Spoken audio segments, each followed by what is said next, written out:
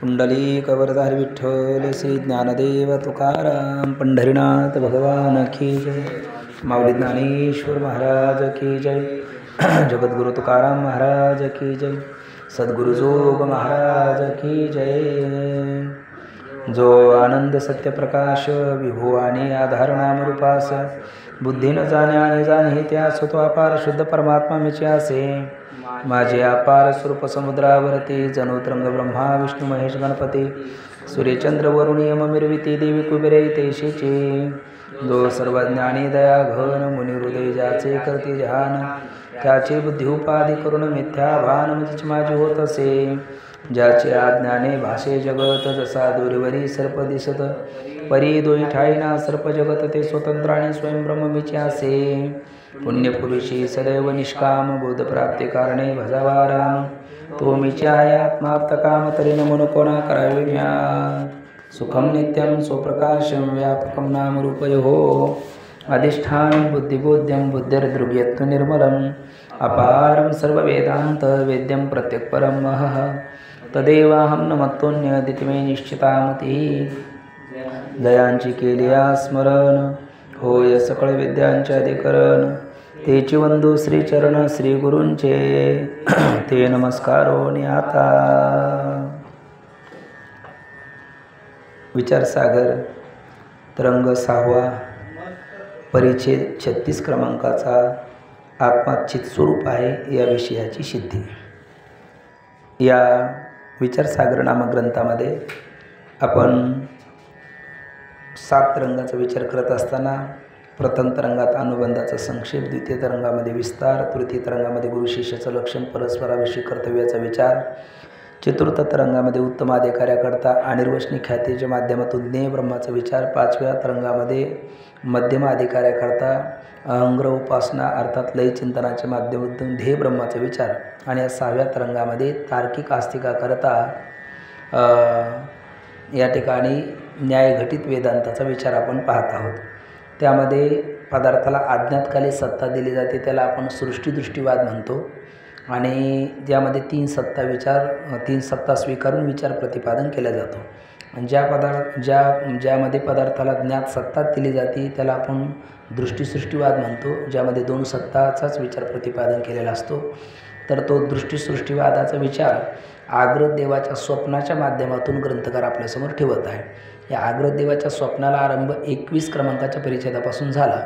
त्यामध्ये अनुक्रमे 22, 23, 24 आणि 25 या 3 परिच्छेदामध्ये 22, 23, 24, 25 4 परिच्छेदामध्ये त्याने प्रथमतः शरीराचं अमंगलत्व, नंतर नरकाचं भयंकर प्रसंगाचं वर्णन, स्वर्गातल्या दिव्य भोगाचं वर्णन, नंतर यमयातनेचा प्रकार आणि भूलोकामध्ये भारत राष्ट्राचा विशेष पाहून हा आग्रदेव स्वप्नामध्ये श्रीगुरूला शरण गेला। काही बिरडे फिटेल काही तो स्वामी भेटेल युगावनी वडील निमिषमानी मोक्षत्व धारण करून तो श्रीगुरूला स्वप्नामध्ये शरण गेला। श्रीगुरूला स्वप्नामध्ये शरण गेल्याच्या नंतर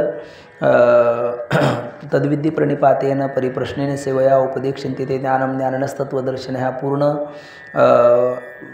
जी शरणांगती श्रीगुरूच ठिकाणी असावी त्या प्रक्रियेला अनुसरून शरण गेल्यामुळे साहजिकच श्रीगुरूची कृपा त्याच्या जीवनामध्ये प्राप्त झालेली आहे। म्हणजे तनुमनो जीवे चरणाशी लागावे अगरवाता करावे दास्य सकळ मग अपेक्षित आपुले। मग त्याने जे प्रश्न केले त्याचं उत्तर श्रीगुरुदेव देत आहेत। पण मध्यंतरीच काही अत्यंत आवश्यक असणारा भाग म्हणजे तो मंगलाचरणाचा, तो 26व्या परिच्छेदामध्ये आणि कृतज्ञ आपण नसावं, कृतज्ञ आपण असावं। मग त्या कृष्णद्वैपायन बादरायण व्यासदेवाच्या उपकाराचं रूपकाच्या माध्यमातून स्मरण करून मग आग्रत देवाच्या स्वप्नाचा पुन्हा सविस्तर विचार प्रतिपादन करत असताना हा आग्रत देव स्वप्नामध्ये श्रीगुरूला शरण गेला, श्रीगुरूची सेवा केली, श्रीगुरू प्रसन्न झाले आणि मग वरण गुणेश्वर अर्थात तुझ्या काय अपेक्षा आहे, काय प्रश्न आहे विचार।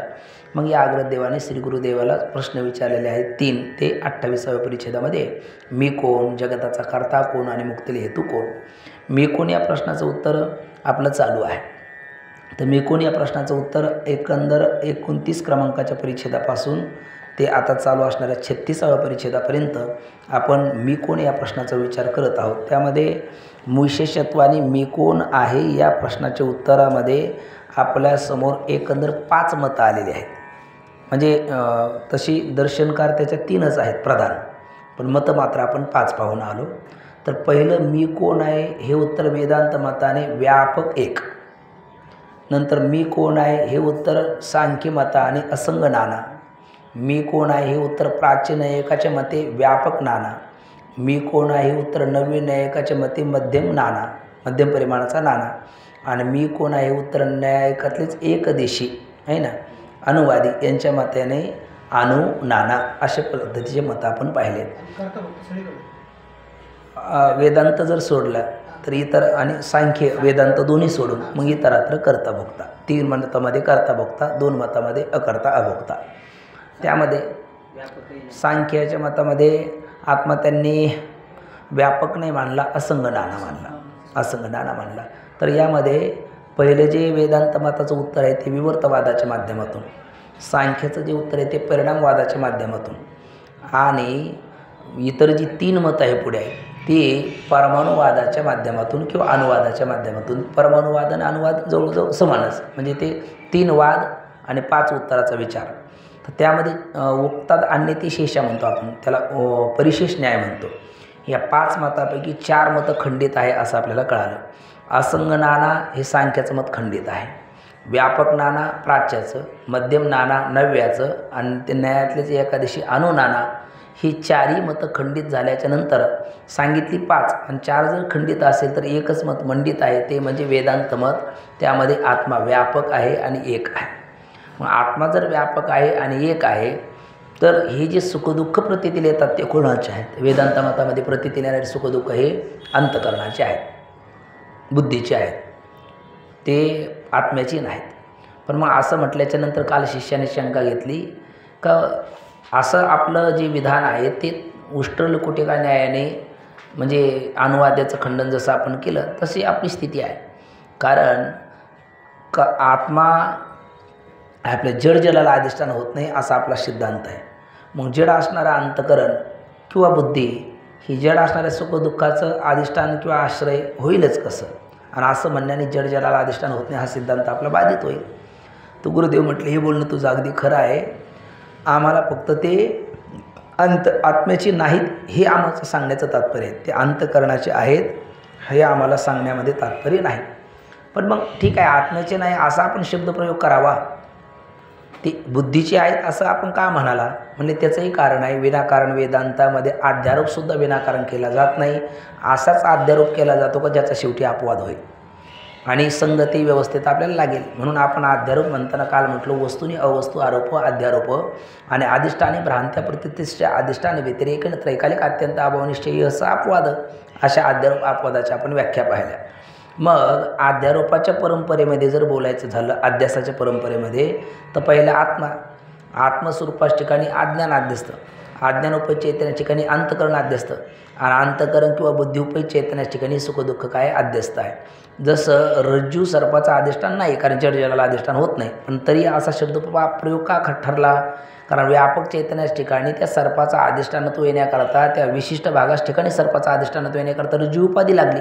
म्हणून रज्जू उपाधीमुळे कोणाच ठिकाणी अधिष्ठान शब्दाचा प्रयोग केला आम्ही, आपलं रज्जू उपाधी लागली म्हणून रज्जूपै चैतन्याच्या ठिकाणी अधिष्ठान न म्हणताना ढोबळ मारण्याने आम्ही म्हणतो रज्जू अधिष्ठान आहे. तसं व्यापक असणाऱ्या चैतन्याच्या ठिकाणी सुखदुःख बंधमोक्ष कर्तृत्व भोक्तृत्व सगळे धर्म आद्यस्त आहे. पण त्या चैतन्याच्या ठिकाणी अधिष्ठानत्व येण्याला कारण म्हणजे सुखदुःखादी धर्माचं अधिष्ठानत्व चैतन्याच्या ठिकाणी येण्याला कारण मध्ये उपाधी कोण ठरलं? हे अंतकरण अर्थात बुद्धी. म्हणून ते अंतकरणाचे किंवा बुद्धीचे आम्ही म्हणालो. वास्तविक पाहता ते त्यांच्याही म्हणता येत नाही.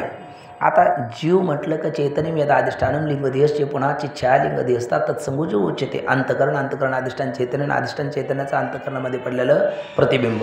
हेही म्हणताना अव्याप्ती नावाचा दोष येऊ नये म्हणून आता शब्दप्रयोग करून घ्यायला हरकत नाही. कुटस्थ चैतन्य, त्याच्या आश्रयाने असणारे वेष्टी अज्ञान किंवा अंतकरण, आणि ते वेष्टी अज्ञान किंवा अंतकरणामध्ये कुटस्थ चैतन्याचं पडलेलं प्रतिबिंब त्याला जीव म्हणतात. मग उदक अग्नी धान्य झाल्याकडे पाक एका विणे एका कामानं, हे तिघं एकत्र आल्याशिवाय जसं पाक ही संज्ञा येत नाही तसं हे तिघं एकत्र आल्याशिवाय जीव ही संज्ञा येत नाही.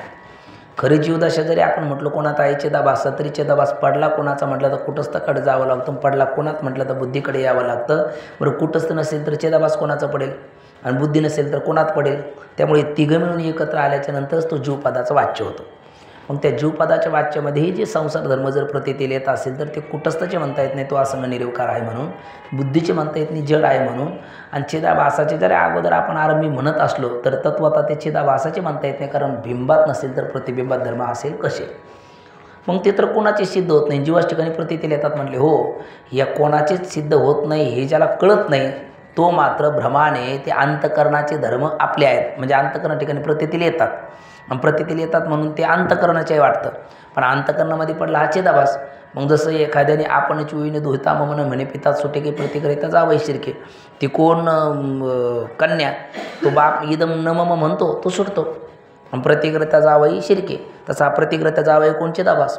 ते बुद्धीचे धर्म कोणाचे म्हणतो, आपल्या माती घेतो, पुढीलाची ओझी आपल्या माता घ्यायची, आणि त्यावेळेवर तो थांबत नाही, त्याचा बाप असणारा कुटस्थ चैतन्य म्हणजे सासरा आहे ना हिचा, तिच्यावर सुद्धा ते आरोपित करतो. पण वास्तविक पाहता हे संसार धर्म कोणाचेही नाही. मग आता प्रतीतील येतात, येऊ दे ना.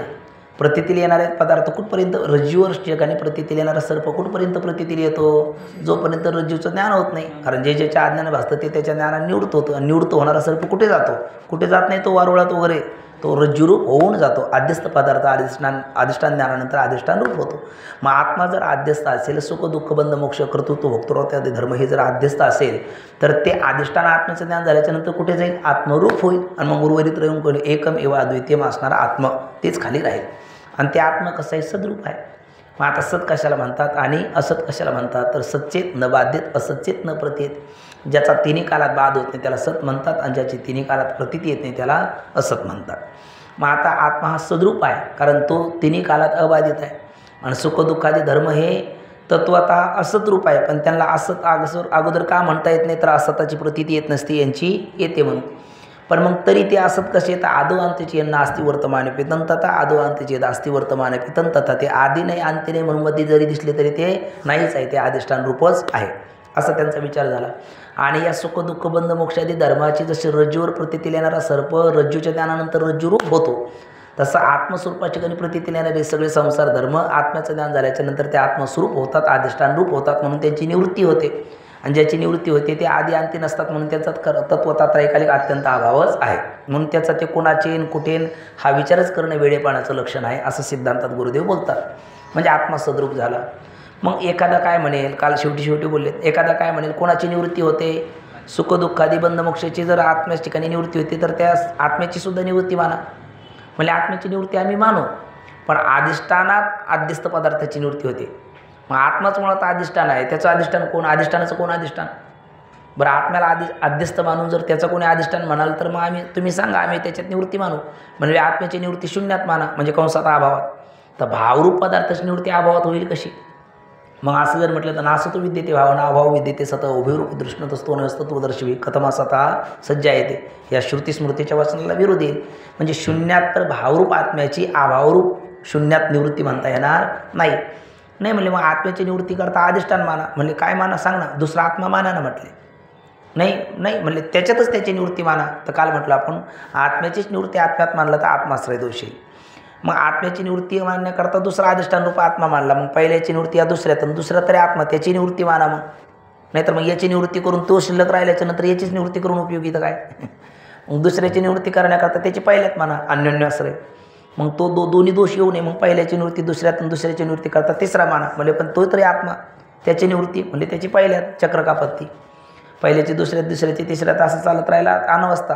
मग हे सगळे दोष येतात आणि अभावात निवृत्ती म्हणता येत नाही. आणि आत्मनिवृत्ती करता दुसरा आत्मा मानला तर हे सगळे दोष येतात. आणि दोषपूर्ण विधान करणं हे श्रुती स्मृती युक्तीच्या विरुद्ध असतं, म्हणून आत्म्याची निवृत्ती होत नाही असंच म्हणणं उचित आहे. नाही पण होतेच म्हणा. तर मग आम्ही तुला विचारतो, आत्म्याची निवृत्ती होते असं जर म्हणत असेल ते आत्मनिवृत्तीचा अनुभव आहे की नाही असं त्याला विचारावं. म्हणजे प्रभू पक्षाला तो जर म्हणेल आत्मनिवृत्तीचा मला अनुभव आहे असं जर म्हणेल तर माझ्या मस्तकाचा माझा स्वतःचा शिरछेद मी माझ्या उघड्या डोळ्यांनी पाहिला आहे असं म्हणावं लागेल. आणि असं एखादा म्हणायला लागला तर त्याला लोक ज्याचं त्याच्यावर खूप प्रेम आहे तो त्याला तात्काळ रोडाला नेऊन तिथे दाखल करेल, कारण याच्या बुद्धीचा गोंधळ निवृत्त झाला पाहिजे, हे वेळ मेंटल झालेलं आहे म्हणून. आणि ज्याचं त्याच्यावर प्रेम नसेल हे मेंटल म्हणून त्याचा विचार करणार नाही. असं दोन्हीपैकी काहीतरी होईल. कारण स्वतःच्या शिरछेद स्वतः उघड्या डोळ्यांनी पाहणं जसं शक्य नाही तसं आत्मनिवृत्तीचा अनुभव आत्म्यानेच घेणं शक्य नाही. कारण अनुभव घेणारा द्रष्टादृश्यात भिन्न, घटद्रष्टा घटात भिन्न, तसा आत्म्याच्या निवृत्तीचा अनुभव घेणारा आत्मा वेगळा आहे. म्हणजे याचा अर्थ त्याची निवृत्ती झालीच नाही. आत्म्याने आहे ना, नाही नाही नाही, आत्मनिवृत्तीचा अनुभव कोणालाच नाही, पण आत्म्याची निवृत्ती होते असं जर म्हणा तर वंद्यापुत्र, शेषशृंग, खपुष्प कोणी पाहिले नाही पण ते आहेत असं म्हणा. याचा अर्थ काय? आत्म्याची निवृत्ती होतच नाही असं सिद्ध होतं. याचाच अर्थ आत्मा सद्रूप आहे. आज जसा आत्मा सद्रूप आहे तसाच आत्मा आता छिद्रूप आहे. याची सिद्धी आजच्या पाठामध्ये ग्रंथकार करतात. आणि जसा छिद्रूप आहे तसाच आनंदरूप आहे, त्याची सिद्धी पुढे करतील. आता तो सद्रूप जसा आहे तसा छिद्रूप कसा आहे याचा विषय आपण थोडक्यात आशय बघू आणि नंतर आपण पंक्ती वाचू. तर बघा, आत्मा जसा सद्रूप आहे तसा छिद्रूप आहे. आता सद्रूपाचं लक्षण आपण केलं, कारण नाही प्रतिज्ञा मात्र वस्तुसिद्धी किंतु लक्षणाप्रमाणे वस्तुसिद्धी. कुठल्याही गोष्टीची प्रतिज्ञा करून चालत नाही, लक्षणाने आणि प्रमाणाने त्याची सिद्धी करावी लागते. मग आत्मा सद्रूप आहे एवढं म्हणून चाललं का सद्रूप कशाला म्हणतात त्याचं लक्षण करावं लागलं. आता लक्षणाचं सुद्धा लक्षण आहे, असाधारण धर्म लक्षणं. जो धर्म त्याच ठिकाणी राहतो अन्यत्र राहत नाही त्याचं लक्षण असतं. जसं गंधवत्व पृथ्व्या लक्षणं, गंध गुण हे पृथ्वीचं लक्षण आहे, कारण गंधगुण हा पृथ्वीच्याच ठिकाणी राहतो अन्यत्र राहत नाही, म्हणून ते तिचं लक्षण झालं. असाधारण धर्म लक्षण आहे, हे लक्षणाचं लक्षण आहे. आणि लक्षितचे लक्षण संभवती न वा स्वयंविचार परीक्षा. केलेलं लक्षण लक्षाच्या ठिकाणी संभवतं की नाही अशा पद्धतीचा विचार करणं याला परीक्षा म्हणतात. आणि मग ते लक्षण लक्षाच्या ठिकाणी संभवतं कधी दोष विवर्जित असेल तर, आणि संभवत कधी नाही दोषसहित असेल तर. जसं की आपण नेहमीच गायीची 3 लक्षणं पाहिली. गोह नाम किम लक्षणं, गाय म्हणजे काय तर म्हणले शृंगित्वम गोह लक्षणं, दुसरं म्हणले कपिलत्वम गोह लक्षणं, तिसरं म्हणले एक शफवत्वम गोह लक्षणं. आता हे 3 लक्षणंच केलेले आहेत. पण हा असाधारण धर्म केवळ गायीच्या ठिकाणी राहणार नाही म्हणून दोष लक्षण कसे झालेत? सदोष झालेत. पहिल्या याच्यात अतिव्याप्ती दोष होतो, लक्ष्यवृत्ती तिवसते अलक्ष्यवृत्तित्वम अतिव्याप्ती. दुसऱ्या लक्षणात अव्याप्ती दोष होतो, लक्ष्य कदेश वृत्तित्वम अव्याप्ती. तिसऱ्या लक्षणात असंभव दोष होतो, लक्ष्य मात्र अवृत्तित्वम असंभव. कारण शृंगित्वम गोलक्षणम, शिंग असते ती गाय म्हटल्याच्यानंतर गायीला शिंग नाही असं नाही, पण गायीलाच आहे असं नाही. इतर शेळी मेंढी बोकड त्यांच्यावरती लक्षण जावं लागलं, मग हे अतिव्याप्त दोष झाला. मग हे परीक्षेत पास नाही झालं लक्षण, मग दुसरी परीक्षा घ्या, दुसरं लक्षण करा. कपिलत्वम गो लक्षण, काळी असते ती गाय, गाय काळी नसते काय असते, पण गाय काळीच असते काय नाही. बांडी घुरकी गवळी आहे ना, या गायीवरती लक्षण जाईल ना, म्हणजे ते अव्याप्त दोषाने ग्रस्त झालं. मग आता तिसरं करा, एक शपवत्वम गो लक्षण. पहिलं तरी अतिव्याप्ती होती, दुसरी अव्याप्ती होती, पण गायीवर जात होतं. हे तर गायीवर बिलकुलच जाईना. एक शेप म्हटलं का तो गाढवाला घोड्याला खेचराला असतो, गायीला बिलकुल नसतो. मग तुमचं निर्दुष्ट लक्षण झालं. मग निर्दुष्ट चौथं केलं आहे ना, हॅट्रिक करून पाहिली, लक्षण निर्दुष्ट झालं नाही. एक शफवत्व गो लक्षण, गाय एक शप म्हणजे एक खुर, एक खुर्जीला असतो तिला गाय, पण ते नाही, कारण ते गाढव घोडा खेचराचं लक्षण आहे, गायीचं नाही. मग निर्दुष्ट लक्षण काय? शासनादिमत्व गो लक्षण, गळ्याखालचा पोळ जिला असतो त्याला म्हणतात गाय. मग तिथे म्हणले पुलिंग स्त्रीलिंग नपुसकलिंग 3 लिंग आहेत. आता गोत्व ही जाती आहे, लक्षण इथे स्त्रीलिंगाचं चालू आहे, आणि पोळ तर बैलाला असतो, झाली अतिव्याप्ती. कारण स्त्रीलिंगाचं लक्षण पुलिंगाच्या ठिकाणी सुद्धा चाललं. म्हणले संक्षेपणम समासा, संक्षेप केलेला आहे, पण ज्यावेळेला त्याचा अर्थ करतो त्याचा विग्रह करून सगळा पदच्छेद करून हे सगळं करून पाहिलं पाहिजे. बरं, इथं तद्गुण सविज्ञान बहुरी समास आपण मागे विचार केला, कारण उभयपद प्रधान, अन्यपद प्रधान, एक पद प्रधान असे काही कर्म आहे ना. उभयपद म्हटलं तर 2 समास आहे, एक पूर्वपद प्रधान, उत्तरपद प्रधान आणि उभयपद प्रधान आणि अन्यपद प्रधान. हा बहुव्रीही समास हा अन्यपद प्रधान आहे. त्याच्यातही तद्गुण अतद्गुण आहे. त्या समासातल्या पदासहित आणखी काय अर्थ असेल तर त्याला तद्गुण म्हणतात, आणि समासातले पद सोडून वेगळाचा अर्थ असेल अतद्गुण म्हणतात. दृष्टम मथुरम आनय, दृष्ट म्हणजे पाहिलेली, मथुरा म्हणजे नगरी घेऊन ये. आता कसं शक्य आहे? हा अतद्गुण आहे, म्हणजे मथुरा नगरी ज्यांनी पाहिली त्याला घेऊन ये. आणि दुसरं काय? तद्गुण. तद्गुण म्हटलं तर पितांबर यशस पितांबर, पित म्हणजे पिवळा अंबर म्हणजे वस्त्र. मग पिवळा वस्त्र सांगायचं काय नाही, पिवळा पितांबर शेला गगनी झळकला तो सांगायचा आहे. इथं काय झालं? तद्गुण संज्ञान, कारण पितांबरासहित आणखी घेतले. मग तसं या ठिकाणी गळ्याखालच्या पोळासहित आणखी काही गोष्टी, म्हणजे हा तद्गुण आहे, तद्गुण बहुव्रीही आहे. आणि गळ्याखालच्या पोळासहित आणखी काही गोष्टी ज्याच्या ठिकाणी आहेत तिला काय म्हणतात? मग कोणत्या? 4 मोठली सडं ती बैलाला नाही, भांड्यासारखी मोठी कास ती बैलाला नाही, प्रसव धर्म तो बैलाला नाही, गर्भधारणा ती बैलाच ठिकाणी नाही. आता हे निर्दुष्ट लक्षण झालं. मग तसं या ठिकाणी सच्च निर्दुष्ट लक्षण काय, तर त्रिकाल बाध्यत्वम सत्यत्वम, हे सच्च निर्दुष्ट लक्षण आहे. मग जसं सच्च निर्दुष्ट लक्षण आता लक्षणही केल्यानंतर लक्षण घटून त्याची सिद्धीही केली, तसंच आता कोणाचं लक्षण करतात, चित्तचं लक्षण करतात. चित्त म्हणजे काय, तर स्वयंप्रकाशातून चिद्रूपत्वम, जे स्वयंप्रकाश आहे त्याला काय म्हणतात, चिद. किंवा चित्तचं एक संस्कृत विचारसागरामध्ये लक्षण केलं बघा, अवेद्यत्वे सती अपरोक्ष रूपत्वम स्वयंप्रकाशत्वम, जे अवेद्य असून अपरोक्ष रूप असतं त्याला स्वयंप्रकाश असं म्हणतात. जे अवेद्य आहे, घटपटात एकासारखं ते वेद्य नाही, म्हणजे त्रिपुटीचा विषय होत नाही. पण मग ते नाही असं नाही, अपरोक्ष रूपत्व ते आपलं स्वरूपच आहे. त्यालाच पंचदशीच्या भाषेमध्ये अनिद्रुक अंताद्रुक, इद्रुक म्हणजे हे म्हणावं, घटपटात एकासारखं ते प्रत्यक्ष नाही म्हणून इद्रुक म्हणता येत नाही, आणि स्वर्गाधिकासारखं ते परोक्ष नाही म्हणून ताद्रुक म्हणता येत नाही. मग अनिद्रुक अंताद्रुक त्यालाच म्हणतात चित. म्हणजे अवेद्यत्वे सती अपरोक्ष रूपत्वम चिद्रूपत्वम, जे अवेद्य आहे म्हणजे त्रिपुटीचा विषय होणारं नाही पण अपरोक्ष रूप आहे. म्हणजे अवेद्य म्हणताना विषयगत प्रत्यक्ष नाही आणि अपरोक्ष रूप म्हणताना ज्ञानगत प्रत्यक्ष आहे, त्याला येतं चिद्रूप असं म्हणायचं. हे चिद्रूपाचं काय झालं लक्षण, म्हणजे अन्यान भासेती स्वयं भासेती साधन विनाई ती स्वयंप्रकाशा, सगळ्या जगाचं प्रकाशन करतं आणि त्याच्या प्रकाशनाकरता आणण्याची गरज नाही, त्याला काय म्हणतात स्वयंप्रकाश. जसं की यदादित्यगतम तेज जगद भासेते खिलम यचंद्रवशी याच्या आवणत तेजो विद्यमामकम, त्या चित्स्वरूपाचं प्रतिपादन केलेलं आहे. किंवा याची महातेजे तेज होताशा नावो आणि येणीची पडवून वेद केला शहाणावो, अशा पद्धतीने न तत्र सूर्यो भांती न चंद्र तारकम न विद्युत भांती कुतोही मागणी. त्याचं प्रकाशन करण्याकरता सूर्य चंद्र जर समर्थ नाही, नक्षत्र समर्थ नाही, तर अग्नी समर्थ होईल का. मग त्याचं प्रकाशन कोण करतं म्हणले, त्याचं प्रकाशन कोण करत नाही, पण या सगळ्याचं प्रकाशन जो करतो तो आहे. अशा पद्धतीने कळणंच त्याला चित्त स्वरूप असं म्हणतात. पण असा असणारा जो चित्त स्वरूप आहे तर नैयायिकाच्या भाषेमध्ये चित्त हे आत्म्याचं, चित्त म्हणजे ज्ञान हे आत्म्याचं स्वरूप मानलं का गुण मानला, गुण मानला. त्यामध्ये प्राच्य नैयायिक काय म्हणतात, आदृष्ट सहित आत्ममनाच्या संयोगापासून ज्ञानगुण उत्पन्न होतो आणि तो आत्मा अनात्म्याचं प्रकाशन करतो. आणि नवीन नैयायिक काय म्हणतात, नाही तो इंद्रिय तो संयुक्त आत्ममनाचा संयोगापासून ज्ञानगुण उत्पन्न होतो, तो आत्मा अनात्म्याचं प्रकाशन करतो. पण या दोघांचं मत सुद्धा कसं आहे, असंगत आहे. कसं असंगत आहे, तर त्यावेळेला काय बोललेत बघा, नाही हे आशय बघा याचा, मग पंक्ती आपण वाचू. तर आशय इथं 4 मुद्द्याने आत्मा चिद्रूप आहे हे सिद्ध करतात आणि 4 मुद्द्याने आत्मा चिद्रूप आहे हे सिद्ध करतात, तो आत्म्याचा गुण नाही असं सिद्ध करतात. तर ते 4 मुद्द्याचे एक आशय बघू, मग आपण पंक्ती वाचून घेऊ.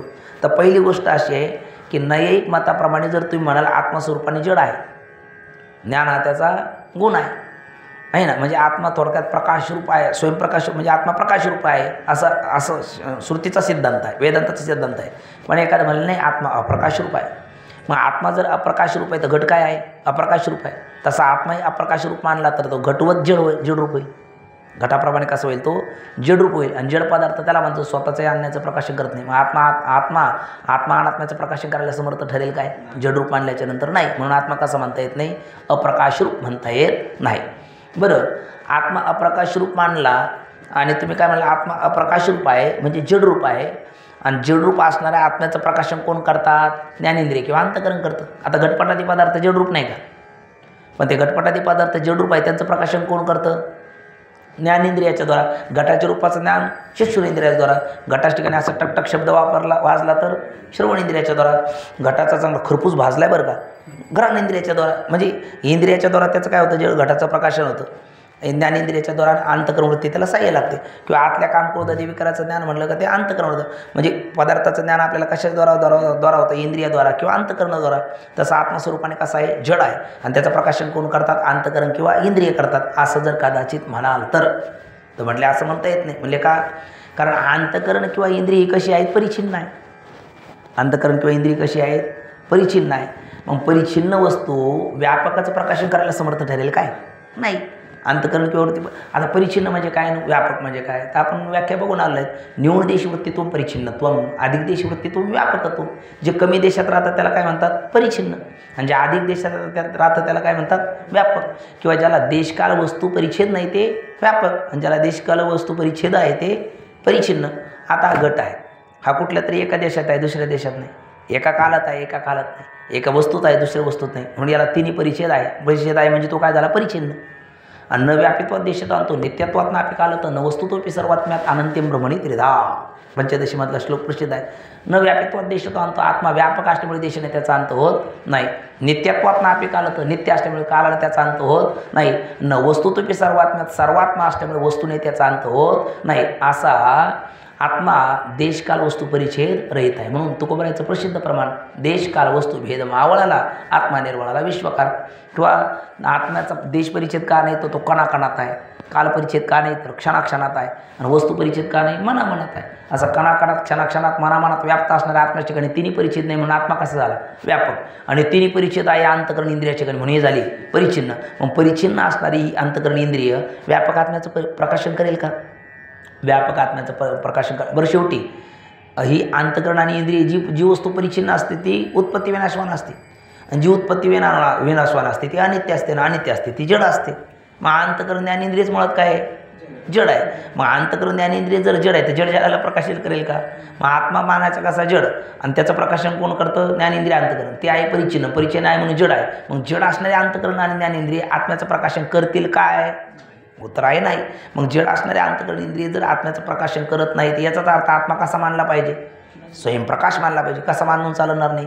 जड मानून अप्रकाशित मानून चालणार नाही. तुम्हाला आमचं म्हणणंच कळालं नाही म्हटले. कोण नाही? अहो आत्मा आमचा जरी स्वरूपाने जड असला तरी त्याच ठिकाणी कोण मानलेलं आहे? आम्ही ज्ञानगुण मानलेलं आहे ना.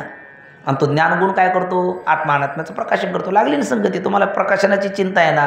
मग आत्म्याच्या ठिकाणचा जो ज्ञानगुण आहे अदृष्टसहित आत्ममनाच्या संयोगापासून किंवा त्वक संयुक्त आत्ममनाच्या संयोगापासून जो ज्ञानगुण उत्पन्न होतो तो काय करतो? आत्मा अनात्म्याचं प्रकाशन करतो. मग आत्मा स्वरूपाने जड आहे आणि त्याच ठिकाणी ज्ञानगुण आहे आणि तो सगळ्याचं प्रकाशन करतो. अशी संगती आम्ही सांगतो. म्हणले पण अशी संगती तुम्ही सांगता असं जर तुमचं म्हणणं असेल तर आम्ही तुम्हाला विचारतो. म्हणले काय विचारता? ज्ञानगुण मानता तुम्ही? म्हणले हो. मग ज्ञानगुण तो नित्य आहे का अनित्य आहे सांगा? कोणाला विचारायचं नाही ऐकायला. बघा थोडंसं, ज्ञान हा गुण नित्य आहे का अनित्य आहे? तो जर म्हणेल ज्ञान हा गुण नित्य आहे, मग जो ज्ञानगुण हा नित्य आहे तर ते आत्माचं स्वरूप सिद्ध होईल. काय म्हणता येणार नाही? गुण म्हणता येणार नाही. कारण आत्म भिन्न सर्व अनात्मा आहे. ते यद आर्तम तद अनित्यम किंवा यद अल्पम तद अनित्यम. आत्मभिन्न जे आहे ते सगळं अनित्य आहे. मग ज्ञान हा गुण जर आत्म्याहून भिन्न मानला तर काय होईल? अनित्य होईल. आणि ज्ञानगुण जर नित्य असं म्हणत असेल तर तो आत्म्याचं काय सिद्ध होईल? स्वरूप सिद्ध होईल. मग तो काय सिद्ध होणार नाही? गुण सिद्ध होणार नाही. आत्म्याचं तो गुण सिद्ध होणार नाही. मग तो बदल नाही ज्ञानगुण आहे पण तो कसा आहे? अनित्य आहे. आता नित्य पक्षात काय सिद्ध होऊ लागलं? स्वरूप. आणि त्याला तर स्वरूप मान्य नाही, त्याला गुण करायचं सिद्ध. मग तो म्हणेल आत्म्याच्या ठिकाणचा ज्ञानगुण कसा आहे? अनित्य आहे. कोण म्हणेल? नाही एक म्हणेल ज्ञानगुण हा अनित्य आहे. मग ज्ञानगुण हा जर अनित्य असेल तर जो गुण असतो जो अनित्य असतो तो कधी असतो कधी नसतो, त्यालाच अनित्य म्हणतात ना. अनित्य अनित्य म्हणजे काय? कधी आहे कधी नाही, त्यालाच अनित्य. जे नित्य आहे त्याला अनित्य, त्याला कधी आहे कधी नाही त्यालाच अनित्य म्हणता येईल ना. जे कायम आहे त्याला अनित्य म्हणता येईल का आपल्याला? मग ज्ञानगुण कधी आहे कधी नाही. मग जो कधी आहे कधी नसतो तो आगमापायी असतो. आगम अपायी. आगम म्हणजे येणारा, अपायी म्हणजे जाणारा. म्हणजे कधी आहे कधी नाही. मग ज्ञान हा गुण जर आत्म्याचा मानला आणि तो कधी आहे कधी नाही असं जर आपण म्हणलं तर ते ज्ञान नित्य सिद्ध होईल का अनित्य सिद्ध होईल? अनित्य सिद्ध होईल. आणि जे अनित्य असतं ते आत्मा अनात्म्याचं प्रकाशन करेल का? जे ठरेल ना ते. म्हणजे आत्मा अनात्म्याचं प्रकाशन कसं करेल? ते म्हणले तुम्हाला अजून काही कळालंच नाही आमचा भाव. म्हणजे सांगा. ते म्हणतात ज्ञान जो गुण आहे ना तो आत्मा अनात्म्याचं प्रकाशन अंतकरणवृत्ती आणि ज्ञानेंद्रियाद्वारा करतो. त्यामुळे तो आणि अंतकरण ज्ञानेंद्रिय आहेत ना शरीर ठिकाणी कायम, मग ते कायम ज्ञानाचा व्यवहार घडतो. त्यांना म्हणतात असंही म्हणता येत नाही. कारण गुण म्हणला तर सगळ्यात महत्त्वाचा तो आगमापाय असतो. गुण म्हणला का तो काय असतो? आगमापाय असतो. गुण म्हणला का तो आगमापाय असतो. आणि आगमापाय असणारा गुण आत्मा अनात्म्याचं प्रकाशन करू शकणार नाही अंतकरण इंद्रियाद्वारा. कारण मुळात अंतकरण इंद्रियाद्वारा तो प्रकाशन करतो असंच म्हणता येत नाही का? आत्म्याच ठिकाणी ज्ञान कधी नाही. बघा आता अंतकरण वृत्ती किंवा इंद्रियाद्वारा तो आत्मा अनात्म्याचं प्रकाशन करतो असं म्हणलं तर सांगा, जागृतीमध्ये अंतकरण इंद्रिय आहे, स्वप्नामध्ये कल्पित कोयना अंतकरण इंद्रिय आहे, सुषुप्तीमध्ये आहे का होई? सुषुप्तीमध्ये तर ते कारणात लीन झाले. मग त्यावेळेला सुषुप्तीतलं आपल्याला ज्ञानच होऊ नये. तो म्हटलं कुठे होतं? माऊली सांगतात निदेताचे शेजेचे साप्ते शिवरोशी. अरे त्या पदार्थाचं होत नाही तर, पण सुषुप्ती ज्ञान होत नाही आपल्याला? होतं. कारण सुषुप्तीत आपल्याला जर ज्ञान झालं नसतं तर मागे विषय होऊन गेला, तो म्हटलाच नसता. त्याला विचारलं गणपतराव, म्हणजे बोला ना श्यामराव, एतावंतम कालम भवन किंवा अकरोत, इतक्या वेळ तुम्ही काय करत होता? तो म्हणलं काय करत होतो, म्हणजे मी सुखाने झोपलो, मला काही कळालं नाही. हे कळालं की नाही? न कळणं म्हणजे अज्ञान, आणि त्या अज्ञानाचं मला कळालं नाही याचं झालं ज्ञान. बरं, पुन्हा सुखाने झोपलो होतो, म्हणजे सुषुप्तीकालीन सुखाचं आणि अज्ञानाचं काय झालं, त्याला ज्ञान झालं. आता ते ज्ञान जर अंतःकरण वृत्ती किंवा इंद्रियाद्वारा असं होतं असं म्हणावं तर तिथे कोण नाही, अंतःकरण वृत्ती इंद्रिय नाही, आणि ज्ञान तर होतं. मग ते ज्ञान कोणी करेल? स्वयंप्रकाश आत्म्यानेच केलं असं म्हणाला. तो म्हटला पण तिथे का बोलला नाही? तो तिथे ज्ञान होतं तर तिथे का बोलला नाही? आता तिथे अज्ञान काय बोलत नाही, बोलू देत नाही. त्याने आवृत्त केलं आणि त्यावेळेला बोलत नाही, कारण बोलण्याकरता इंद्रिय लागतात ना, हे ना, आणि ती इंद्रिय तर तिथे कारणातली नाही. जसं की आपली एखादी अंगठी हरवली, थोडं बघा, अंगठी हरवल्याच्या नंतर ती एक परसभर पाण्यात पडली, आणि परसभर पाण्यात पडल्याच्या नंतर ती टळटळ दिसते पण आपल्याला पाहता येत नाही. मग आपण एखाद्या पानपुड्या मित्राला बोलवलं, अरे माझी अंगठी, तुम्हाला चिंता करू नका, किती परस आहे? 5 परस असेल तर आणू शकतो. आणि म्हणजे 5 नाही, 1-1.5 परस आहे, आत्ता घेऊन आलो म्हटलं. त्याने टाकली उडी आणि खाली त्याला अंगठीत घेतली, त्यानं हातात घेतलेली आपल्याला दिसली, तो यायला लागला, आणि तो वर आल्यावर म्हटला सापडली. मग वर आल्यावर सापडली म्हटलं, मग वरच सापडली का खाली सापडली? मग तो खाली का म्हणला नाही? ते पाण्याचा स्वभाव आहे, ते बोलत नाही, बोलू देत नाही. आणि तिथे जर बोलायला लागलं तर बोलायला राहणार नाही. बरं, आलाच तर फुगून येईल, आहे ना. मग तिथेच त्याला सापडली, पण तिथे ते पाणी बोलू देत नाही म्हणून तो वर आल्यावर बोलला. तसं त्याला त्या सुषुप्तीकालीन अज्ञानाचं सुखाचं ज्ञान सुषुप्तीचंच झालं, फक्त ती सुषुप्ती अवस्था पाण्यासारखी बोलू देत नव्हती. आता जागृतीत आल्याच्या नंतर बोलला. तुम्हाला नाही, पण सुषुप्ती अवस्था कारण शरीर त्याचा अभिमानी प्राज्ञ. बघा थोडंसं आपलं मागे झालं विषय. जागृती अवस्था स्थूल शरीर त्याचा अभिमानी विश्व, स्वप्नावस्था सूक्ष्म शरीर त्याचा अभिमानी तेजस. मग हा अनुभव कोणी घेतला? प्राज्ञाने. आणि सांगतो कोण? विश्व. हा अनुभव भ्रामक आहे असं तो म्हणेल, आहे ना. त्याला म्हणेल बाबा तू आता बसून बोलू लागला, तुला प्रवचनकार म्हणतात. म्हणजे हो.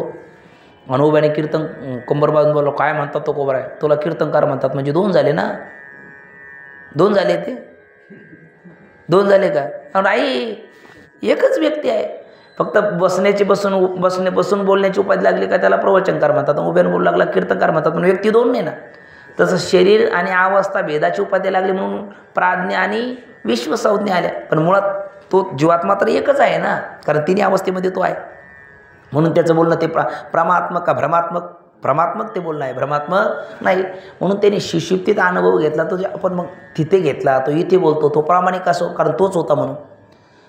पण अहो ती ज्ञान नाही हो, ती स्मृती आहे हो. तो काय म्हणेल, ती काय ज्ञान आहे का? ती काय आता स्मृती आहे. हो, स्मृतीचं आहे, मी कुठं नाही म्हणतो. मग ज्ञान कसं काय म्हणता? या स्मृती सासा अनुभव पूर्विका. जी आपल्याला स्मृती होते ना, ती अनुभूत विषयाचीच होती. याच तरंगाच्या आरंभी आपला हा विषय झाला आहे. ज्याचा आपण अनुभव उभ्या कधी आयुष्यात घेतला नाही, त्याची आपल्याला स्मृती होत नाही. आता एखादा वादक असेल, त्याला सगळीच बोल आठवतात का? ज्या बोलाचे चांगले पक्के घट्ट संस्कार आहे, उद्भूत संस्कार आहे, तेच बोल आठवतात. एखादा गायक आहे, त्याला सगळ्याच चाली आठवतात का? जे चाली उद्भूत आहे, जे अभंग पाठांतर आपल्याला सगळेच आठवतात का? नाही. त्याच ओव्या, तेच श्लोक, तेच अभंग आठवतात का? ज्याचे आपल्या अंतःकरणावर दृढ संस्कार आहे, उद्भूत संस्कार आहे. म्हणजे उद्भूत संस्कार मात्र जन्य ज्ञान स्मृती, या स्मृतीचा असा अनुभव का? मग जर सुषुप्तीमध्ये आपण त्या सुखाचा आणि ज्ञानाचा अनुभव घेतला नसता तर जागृती स्मृती झाली असती का? म्हणजे अर्थी. आणि अनुभव म्हणजे ज्ञान, म्हणजे त्याचं ज्ञान आहे कुठे? सुषुप्ती अवस्थेमध्ये. कोणाचं? त्या सुषुप्तीकालीन अज्ञानाचं आणि सुखाचं. आणि मग तिथे कोण नाही त्यावेळेला? इंद्रिय नाही, अंतःकरण नाही, कारण ती कारणातली नाही, आणि त्यांचं तर ज्ञान होतं. याचा अर्थ अंतःकरण वृत्ती आणि इंद्रिय यांच्याद्वारा आत्मा अनात्म्याचं प्रकाशन होतं असं म्हणता येईल का? प्रकाशरूप आत्म्याच्याद्वाराच प्रकाशन होतं, प्रकाशरूप आत्म्याच्याद्वाराच प्रकाशन होतं असंच आपल्याला म्हणावं लागेल. आता त्यात फक्त फरक एवढा आहे, आत्मा सत्सामान्य रूपात आहे, त्यात व्यवहार घडत नाही. व्यवहार घडण्याकरता विशेष लागतं. जसं आता एक वायर आहे, याच्यामध्ये इलेक्ट्रिक पॉवर आहे ना. ती पॉवरची पॉवर पाहण्याच्या प्रयत्नात आपण पडू नये, पडतही नाही, आणि पडायचा प्रयत्न केला तर हे आवरण सावरलं तर सांगणारच राहणार नाही, आहे की नाही. मग याच्यामध्ये जी इलेक्ट्रिक पॉवर आहे ती सामान्य रूपात आहे, तोपर्यंत ती हवा देईल का, आवाज माझा तुमच्यापर्यंत आणेल का, काय करेल, काहीच करणार नाही. पण तिला विशेष भावाला आलं का ती कार्य करते. मग तिला विशेष भावाला यायचा ध्वनिक्षेपण हे यंत्र लावलं का मग ती आवाज देते, हे पंखा लावला का ती हवा देते, मिक्सर लावलं तर ती काही कुठ करते, पण तिला विशेष भावाला आल्याशिवाय ती कार्यकारी होत नाही. तसं जे सत्सामान्य ज्ञानरूप चैतन्य आहे, प्रकाशरूप चैतन्य आहे, त्याच्याकडनं घटपटादी अनात्म पदार्थाचा किंवा आत्म्याचं प्रकाशन घडण्याकरता तो स्वयंप्रकाशच असल्यामुळे तिथे काही नाही. पण अनात्म्याचं प्रकाशन करण्याकरता तो साक्षात करतो का कोणाचं तरी द्वारा करतो? कोणाचं तरी द्वारा करतो. मग कोणाचं द्वारा करतो? वृत्तीद्वारा करतो. आणि त्यात रज्जूवर भासलेला सर्प असेल तर अविद्या वृत्तीद्वारा, आणि रज्जूचा असेल तर अंतःकरण वृत्तीद्वारा. बरोबर की नाही? तो वृत्तीद्वारा प्रकाशन करतो. मग आता त्या वृत्तीद्वारा प्रकाशन करत असताना म्हणजे शरीररूपी बल आहे असं म्हणा, आणि साक्षी या स्वयंप्रकाश चित्रूपत्व ही इलेक्ट्रिक पॉवर आहे, शरीररूपी बल आहे. त्याच्यातला अंतःकरणरूपी टंगस्टनची तार आहे ना, आणि त्याच्यामध्ये विशेष भावाला आलेलं हे चिद्रूपता, विशेष भावाला आली चिद्रूपता काय करते? आत्मा अनात्म्याचं काय करते? ती प्रकाशन करते अशी संगती. पण त्या प्रकाशनाच्या करण्याच्या बाबतीत दोन संगती आहे, अवच्छेदवाद आणि आभासवाद. मग अवच्छेदवादी काय म्हणणार? अवच्छेदवादी काय म्हणणार? आत्मज्ञानाचं साह्य घेतलेली वृत्ती किंवा वृत्तीमध्ये आरूढ ज्ञान विशेष चैतन्य हे काय करतं? आत्मा अनात्म्याचं प्रकाशन करतं असं कोण म्हणणार? अवच्छेदवादी. आणि आभासवादी काय म्हणणार? आभासवादी म्हणणार साभास वृत्ती किंवा वृत्तीचं साह्य घेतलेला आभास हा आत्मा अनात्म्याचं प्रकाशन करतो. मग एकाने म्हणजे आभास का टाकला? कारण आभासवादामध्ये त्यांची सिद्धीच आभासामुळे, आणि अवच्छेदवादीने आभास का घेतला नाही? कारण ते आभास मानत नाही. पण मग यांचा प्रक्रियेत भिन्न आहे, भेद आहे. पण सिद्धांतात भेद आहे का? आत्म्याशिवाय प्रकाशन होत नाही. मग ते आत्मज्ञानाचं साह्य घेतलेली वृत्ती प्रकाशन करते किंवा वृत्तीमध्ये आरूढ चैतन्य प्रकाशन करतं असं अवच्छेदवाद बनते. आणि साभास वृत्ती किंवा आभास वृत्तीचं साह्य घेतलेला आभास किंवा आभासाचं साह्य घेतलेली वृत्ती आत्मा अनात्म्याचं प्रकाशन करते असं कोण म्हणेल? आभासवादी म्हणेल. पण आत्मस्वयंप्रकाश आहे या सिद्धांतात दोघांचा मतभेद आहे का? जसं आपण मागे बोललो होतो, ज्ञानोबराय आणि तुकोबरायच्या पालखी आपण पंढरपूरला जातो आषाढीला. दोन्हीचे मार्ग वेगवेगळे आहे, पण साध्य एकाचं गाणगापूर आणि एकाचं पंढरपूर आहे का? दोन्हीचं साध्य एकच आहे, दोन्हीचं साध्य एक आहे. तसं अवच्छेदवादी आणि आभासवादी आत्मा हा वृत्तीच्या द्वारा ज्या वेळेला प्रकाशन करतो तो वृत्तीच्या द्वारा करतो कसा? आभास वृत्तीच्या द्वारा करतो. याच्यामध्ये त्यांचा मतभेद असेल, पण आत्मा स्वयंप्रकाश आहे याच्यात त्यांचा मतभेद नाही. बरोबर ना? म्हणून आपल्या वारकऱ्याचा आग्रह असतो का ज्ञानोबराच्या सोबतच गेलं पाहिजे, तुकोबरायासोबत गेलं पाहिजे. कुठेही या, पण पंढरपूरला तुम्ही या. तसं अवच्छेदवादाची रीती घ्या, नाही तर आभासवादाची रीती घ्या. पण आत्मा काय नाही? जड नाही, अप्रकाश रूप नाही. कसा आहे? स्वयंप्रकाश रूप आहे. अशा पद्धतीचा या 36 क्रमांकाच्या परिच्छेदाचा आशय आपल्या आता लक्षात आलेला आहे. तर पंक्ती तेवढ्या आपण वाचून घेऊ, चालेल ना? बघा, 36 परिच्छेद तरंग 6वा आत्मा चित्स्वरूप आहे. पंक्ती बघा, आणि काय वाटलं तर पटकन बोला, थोडंसं असं त्याच पंक्तीत तिथं आपण प्रश्न करत राहिले का ते पटापटा बोलत चाला, म्हणजे आपल्याला हा विषय आकलन होतो, असं मग आपल्याला पुढे चालायला हरकत नाही. बघा, आत्मा चित्स्वरूप आहे म्हणजे जसा आत्मा कसा आहे मागच्या परिच्छेदात सत्स्वरूप आहे, तसाच आत्मा कसा आहे? चित्स्वरूप आहे. तेच सांगतात. तसाच म्हणजे मागच्या परिच्छेदात जसा सत्स्वरूप आहे तसा आत्मा चित्स्वरूप आहे. प्रकाशरूप जे ज्ञान त्यास चित असे म्हणतात. आता चित म्हणजे काय? तर जे प्रकाशरूप जे ज्ञान म्हणजे कंसात स्वयंप्रकाश जे ज्ञान आहे त्यालाच काय म्हणतात? चित असं म्हणतात. म्हणजे प्रकाशरूप जे ज्ञान आहे त्याला चित म्हणतात, म्हणजे प्रकाशरूप जे ज्ञान नाही त्याला चित न म्हणताना मग जड म्हणतात. प्रकाशरूप जे ज्ञान त्याला चित्स्वरूप म्हणतात. आता नैयायिक मताप्रमाणे आत्मा अप्रकाशरूप म्हणावा म्हणजे कसा? जडरूप म्हणावा, तर तो कसा होईल? घटाप्रमाणे जड होईल. म्हणजे घट कसा आहे? अप्रकाशरूप आहे म्हणजे जड आहे. तसा नैयायिकप्रमाणे आत्मा जर अप्रकाशरूप मानला तर घटासारखा काय ठरेल? जड होईल. आणि जड असल्यामुळे तो स्वतःचं प्रकाशन करेल का इतराचं करेल का? दोघांचंही करणार नाही. जे दोघांचं प्रकाशन करत नाही त्यालाच जड म्हणतात. मग नैयायिकाप्रमाणे आत्मा मानला तर तो जड स्वरूप होईल, घटाप्रमाणे होईल. तो आत्मा अनात्माचं कोणाचंही प्रकाशन करायला समर्थ ठरणार नाही. मग जडही होईल आणि ते होईल आहे ना, अपरिच्छिन्नही होईल, सगळेच आपत्ती येईल. हां, त्यांचंच खंडन ते त्यांचे म्हणजे त्याला काय म्हणतो आपण? वदत व्याघात आहे ना, त्यांना जड मानणं आणि त्याला नित्य मानणं इथेच त्यांचं खंडन झालेलं आहे. स्वतःचं खंडन केलेलं आहे. आपल्याच हाताने आपल्या पायावर धोंडा मारून घेणं असा प्रकार त्यांचा आहे. अन्याय मतात पुन्हा मोठा अन्याय आणि आम्ही नैयायिक. कोरडीचा दांडा गोतास काळ अशा पद्धतीचं हे बोलणे तो गोबराच्या भाषेत. बघा, नैयायिक मताप्रमाणे आत्मा प्रकाशरूप म्हणावा तर तो घटाप्रमाणे जड होईल. आत्मा जड असून अंतकरण किंवा इंद्रिय त्याचे प्रकाशन करतात. तुम्ही म्हणाल नाही आत्मा कसा आहे स्वरूपाने जड आहे, आणि कोण प्रकाशन करतात त्याचं? अंतकरण किंवा इंद्रिय त्या आत्म्याचं प्रकाशन करतात असं म्हणाल. याला अभिप्रेत्य परिहारण म्हणायचं. आपणच शंका घ्यायची आणि आपणच त्याचं उत्तर द्यायचं. नाही एकाला वेदांती बोलतात. आत्मा जड स्वरूप असून अंतकरण किंवा इंद्रिय त्याचे प्रकाशन करतात असे म्हणावे तर अंतकरण आणि इंद्रिय ही काय आहेत? परिचिन्न आहेत. आत्ता बोला मग. कमी देशात राहतं ते काय? परिचिन्न. आणि अधिक देशात राहतं ते व्यापक. आणि सगळे देशाची सुद्धा कल्पना ज्याच्या ठिकाणी हरपून जाते ते निरपेक्षिक व्यापक. जसं सापेक्षिक व्यापकता कोणाची? पंचमहाभूतापासून मायेपर्यंत आहे ना. म्हणजे पृथ्वीपासून ते मायेपर्यंत हे सगळे पदार्थ सापेक्षिक व्यापक आहे. घटपटादी पदार्थ परिचिन्न आहे आणि आत्मा हा निरपेक्षिक व्यापक आहे. मग अंतकरण किंवा इंद्रिय जर आत्म्याचं प्रकाशन करतात असं म्हणलं तर अंतकरण इंद्रिय कशी आहेत? जड आहेत. बघा, परिचिन्न आहेत. अंतकरण आणि इंद्रिय परिचिन्न आहेत म्हणून ती कार्य आहेत. कोणाचे कार्य आहे? घट कोणाचं कार्य आहे? मृत्तिकेचं कार्य आहे. आणि अंतकरण कोणाचं कार्य आहे? पंचकृत पंचमहाभूताच्या मिलित सत्वंशाचं कार्य आहे. आणि जे कार्य असतं ते अनित्य असतं. बघा, परिचिन्न आहेत म्हणून ती कार्य आहेत. आणि ज्याचा देशाने किंवा कालाने अंत होतो त्यास काय म्हणतात? परिचिन्न असं म्हणतात. आपल्याला वाटेल परिचिन्न शब्द नवीन आला, पारिभाषिक आला. आता आपण सगळं हे पाहून आलेलं असल्यामुळे आपल्याला ते काही जड वाटत नाही. पण एखाद्याला बिचारायला संस्कारच नसेल पारिभाषिक शब्दाचे ते त्याला सहज वाटून जाईल परिचिन्न क्या बाला आहे? परिचिन्न छिन्न छिन्न काय परिचिन्न आहे ना. तर त्याला सांगतात परिचिन्न म्हणजे जे कमी देशात राहतं, देशाने कालाने ज्याचा अंत होतो त्याला काय म्हणतात? परिचिन्न. मग ज्याचा देशाने किंवा कालाने अंत होतो त्यास परिचिन्न असे म्हणतात. आणि जे कार्य असते ते जड असते. एक मात्र आहे, जे कार्य आहे ते कसं आहे? जड आहे. मग अंतकरण आणि इंद्रिय जर कार्य आहेत, अंतकरण आत्ताच म्हणलं आपण अपंचकृत पंचमहाभूताच्या मिलित सत्वंशाचं कार्य, आणि घट हा मृत्तिकेचं कार्य. म्हणून हे दोन्ही कसे आहेत? जड आहेत आणि परिचिन्नही आहेत. जे परिचिन्न आहे ते कार्य आहे ना. आणि कार्य आहे मग परिचिन्न कसं? देशाने कालाने ज्याचा अंत होतो ते परिचिन्न. आणि जड कसं? कारण जे परिचिन्न आहे तेच कार्य असतं आणि कार्य असतं ते जड असतं. अशा पद्धतीची संगती. मग या नियमाने अंतकरण आणि इंद्रिय इतर कशी आहे? जड आहे. आणि जड त्यालाच म्हणतात जे प्रकाशन स्वतःचंही करत नाही, अन्याचं करत नाही. मग अंतकरण आणि इंद्रिय जड आत्म्याचं प्रकाशन करेल का?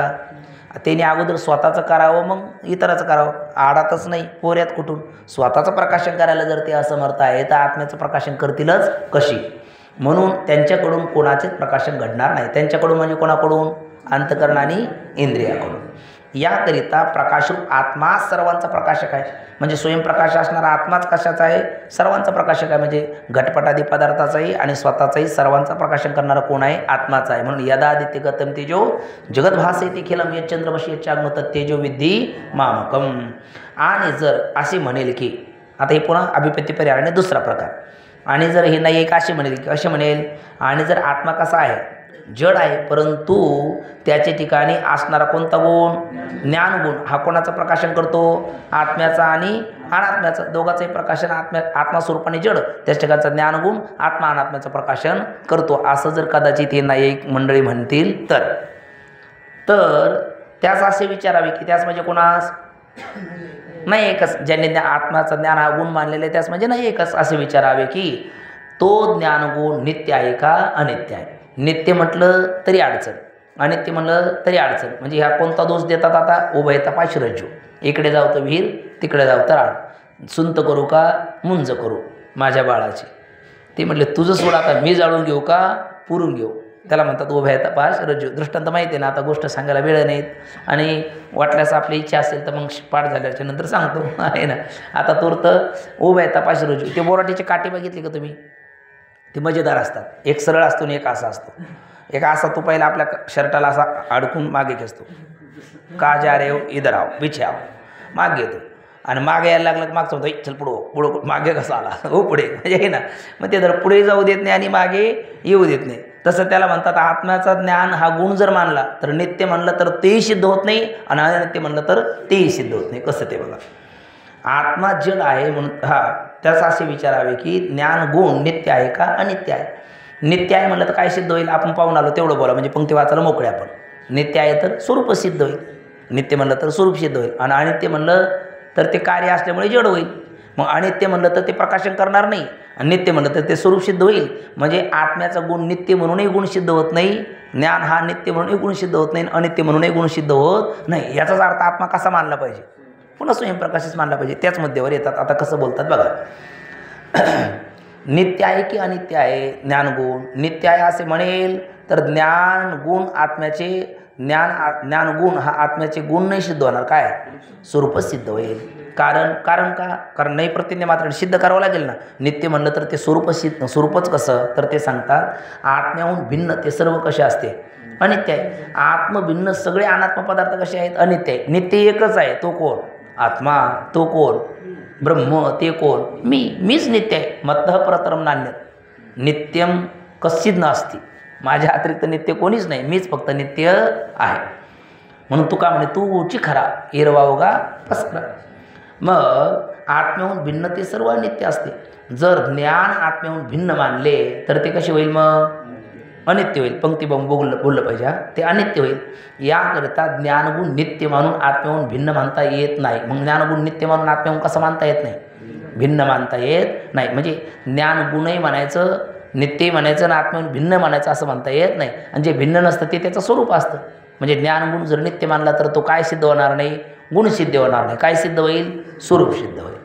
आणि जर तो ज्ञानगुण अनित्य आहे असे म्हणेल तर ते ज्ञान कसे होईल, जड होईल. कारण जे पदार्थ अनित्य असतो तो जड असतो. घट कसा आहे, अनित्य आहे की नाही, म्हणून कसा आहे, जड आहे. मग ज्ञानगुण अनित्य असेल तर तो काय होईल, जड होईल. आणि जड तो प्रकाशन करणार नाही. म्हणून याचाच अर्थ काय, ज्ञानगुण माणूस नाही. मानत असेल तर आम्ही विचारू ज्ञानगुण नित्य आहे का अनित्य आहे. नित्य म्हणलं तर स्वरूप सिद्ध होतं, अनित्य म्हणलं तर जड होतो. तो आत्मा अनात्म्याचं प्रकाशन करणार नाही. म्हणजेच आत्म्याचं ज्ञान काय नाही, बोला ना.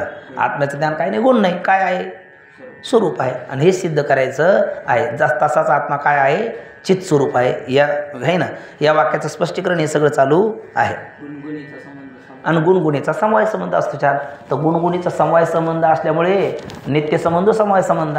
नित्यसंबंध म्हणजे जे ज्याला सोडून कधी राहतच नाही, म्हणजे ते स्वरूप सिद्ध होतं. आणि याही दृष्टी पाहिलं तर काय आहे ना, आणि तेच त्यांनीच मानलेलं आहे. पुन्हा गुणगुणीचा समवाय संबंध म्हणजे किती न्यायमतात अन्याय आहे आणि आम्ही नाही आहे. काय न्याय करता, सगळ्याचा अन्याय आहे ना, असं यांना सिद्धांती बोलतात.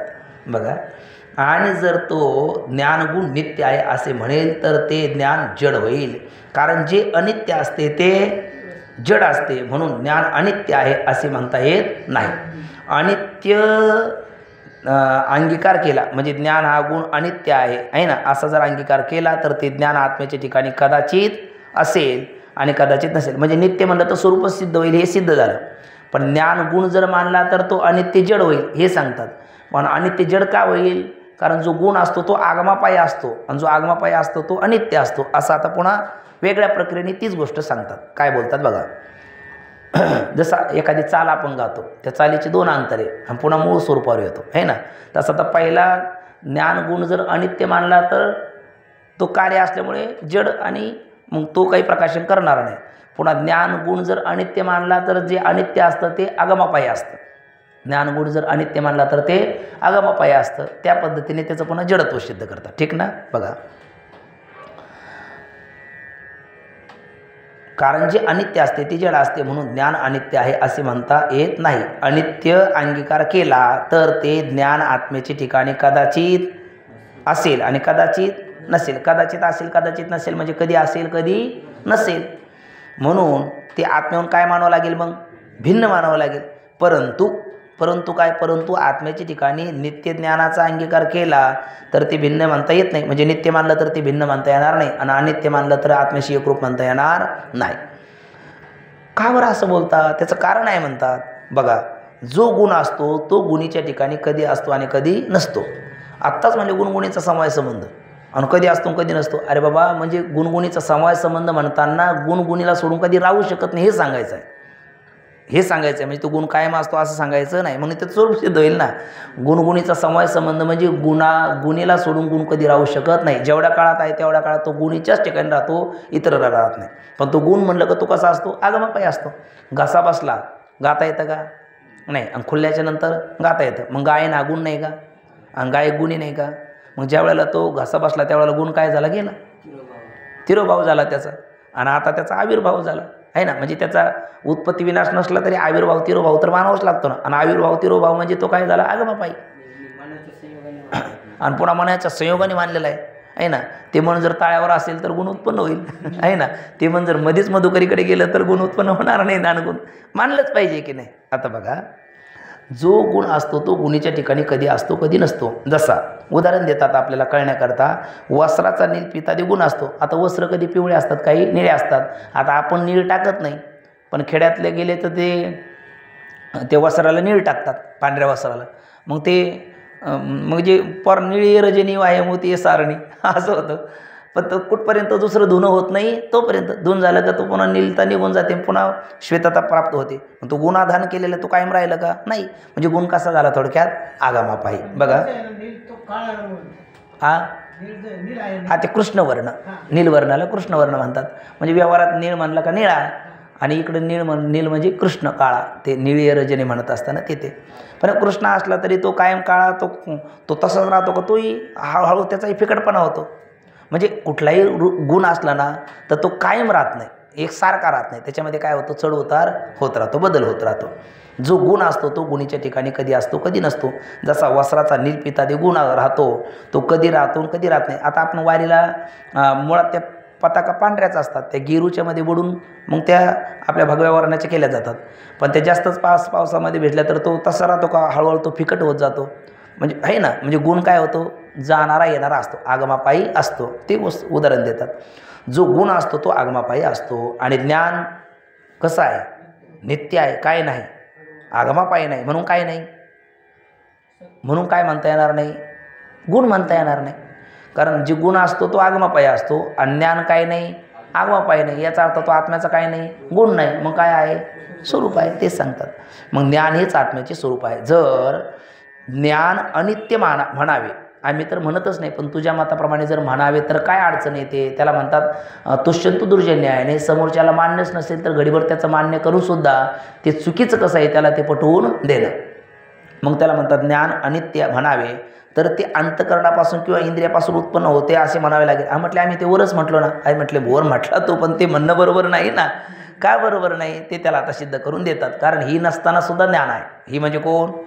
अंतकरण आणि इंद्रिय नसताना सुद्धा ज्ञान आहे. कुठे? सुषुप्तीमध्ये. आत्ताच म्हणलो आपण. कशावरून? तो म्हणतो ना सुखमाम स्वापसम नवे किंचित अविदिशम, पण ती स्मृती आहे. तर स्मृती कशा वाचून नाही? अनुभव वाचून, म्हणजे ज्ञाना वाचून नाही. या स्मृती सासा अनुभव पूर्विका असं आता बोलतात. बघा, ज्ञान अनित्य म्हणावे तर ते अंतकरणापासून किंवा इंद्रियापासून उत्पन्न होते असे म्हणावे लागेल, पण तसे संभवत नाही. कारण सुषुप्तीत इंद्रियाधिक नसताही, सुषुप्तीमध्ये कोण नाही? इंद्रियाधिक नाही. कारण सुषुप्तीत इंद्रियाधिक नसताही सुखाचे काय होते? आपल्याला ज्ञान होते. ते कसे होईल? जर ज्ञान अनित्य मानलं तर ते ज्ञान होऊ नाही. कारण इंद्रिय आणि अंतकरणापासून ज्ञान उत्पन्न होतं. मग कारण असेल तर कार्य होईल, कारण नसेल तर कार्य होणार. निमित्त अपाय, नैमित्तिक कशापी अपाय, असा सिद्धांतच आहे आपल्या व्याकरणामध्ये. मग निमित्त कोण? अंतकरण इंद्रिय. नैमित्तिक कोण? ज्ञान. मग अंतकरण इंद्रिय हे निमित्त उपस्थित असेल तर नैमित्तिक ज्ञान होईल, ते नसेल तर ज्ञान होऊ नये. म्हणजे सुषुप्तीत कोण नाही तरी ज्ञान आहे, अंतकरण इंद्रिय नाही तरी ज्ञान आहे. याचा अर्थ कोणावर कोण अवलंबून नाही? अंतकरण इंद्रियावर ज्ञान अवलंबून नाही. याचा अर्थ ज्ञान काय नाही? जन्य नाही. अंतकरण इंद्रियाचा जन्माला येतं असं नाही, आणि जन्माला येत नाही म्हणजे ते काय? नित्य आहे. नित्य आहे ते स्वरूप आहे ना, ते त्याचं स्वरूपच आहे. कारण सुषुप्तीत इंद्रिय नसताना सुद्धा सुखाचे ज्ञान होते. ते कसे होईल? सुषुप्तीत सुखाचे ज्ञान नसेल. तुम्ही म्हणाल पण सुषुप्तीत सुखाचं ज्ञान आहे कशावरून? त्याचं उत्तर देतात, तर जागृतीत सुखाने निजलो होतो, ही सुषुप्तीच्या सुखाची काय होणार नाही? स्मृती तरी कशी होईल? आणि ती तर होते. आपलं सगळ्यांचा काय आहे? अनुभव आहे. पूर्वी ज्याचे ज्ञान असते त्याची स्मृती होते, ज्याचे ज्ञान नसते त्याची स्मृती होत नाही. आणि ठरलेलं आहे आपल्याला या स्मृती सासा अनुभव पूर्विका. आपल्याला आपल्या महाराष्ट्रातल्या तीर्थक्षेत्राची स्मृती होते, पण आपण जर बद्री केदारला कधी गेलोच नाही तर तिथली गुफा कशी आहे, व्यास गुफा कशी, याची स्मृती आपल्याला होईल का? काय होणार नाही? कारण त्याचं ज्ञानच नाही. ज्याचं ज्ञान असतं त्याची स्मृती होते. बाबा उदाहरण देत असतात, इजिप्त नावाचा देश आहे, तिथे नायजरा नावाचा सुंदर धबधबा आहे. आपल्या लोणावळ्यातले 10 धबधबे त्याच्यावर ओळून टाकावे असं आहे. पण आपल्याला लोणावळ्याच्या धबधब्याची स्मृती होऊ शकते, कारण कधीतरी आपण तिकडे जातो. पण तिथली होईल का? का नाही? त्याचं ज्ञानच नाही, त्याचा अनुभवच नाही, त्याचे संस्कारच नाही. आणि स्मृती कशाच्या द्वारा होते?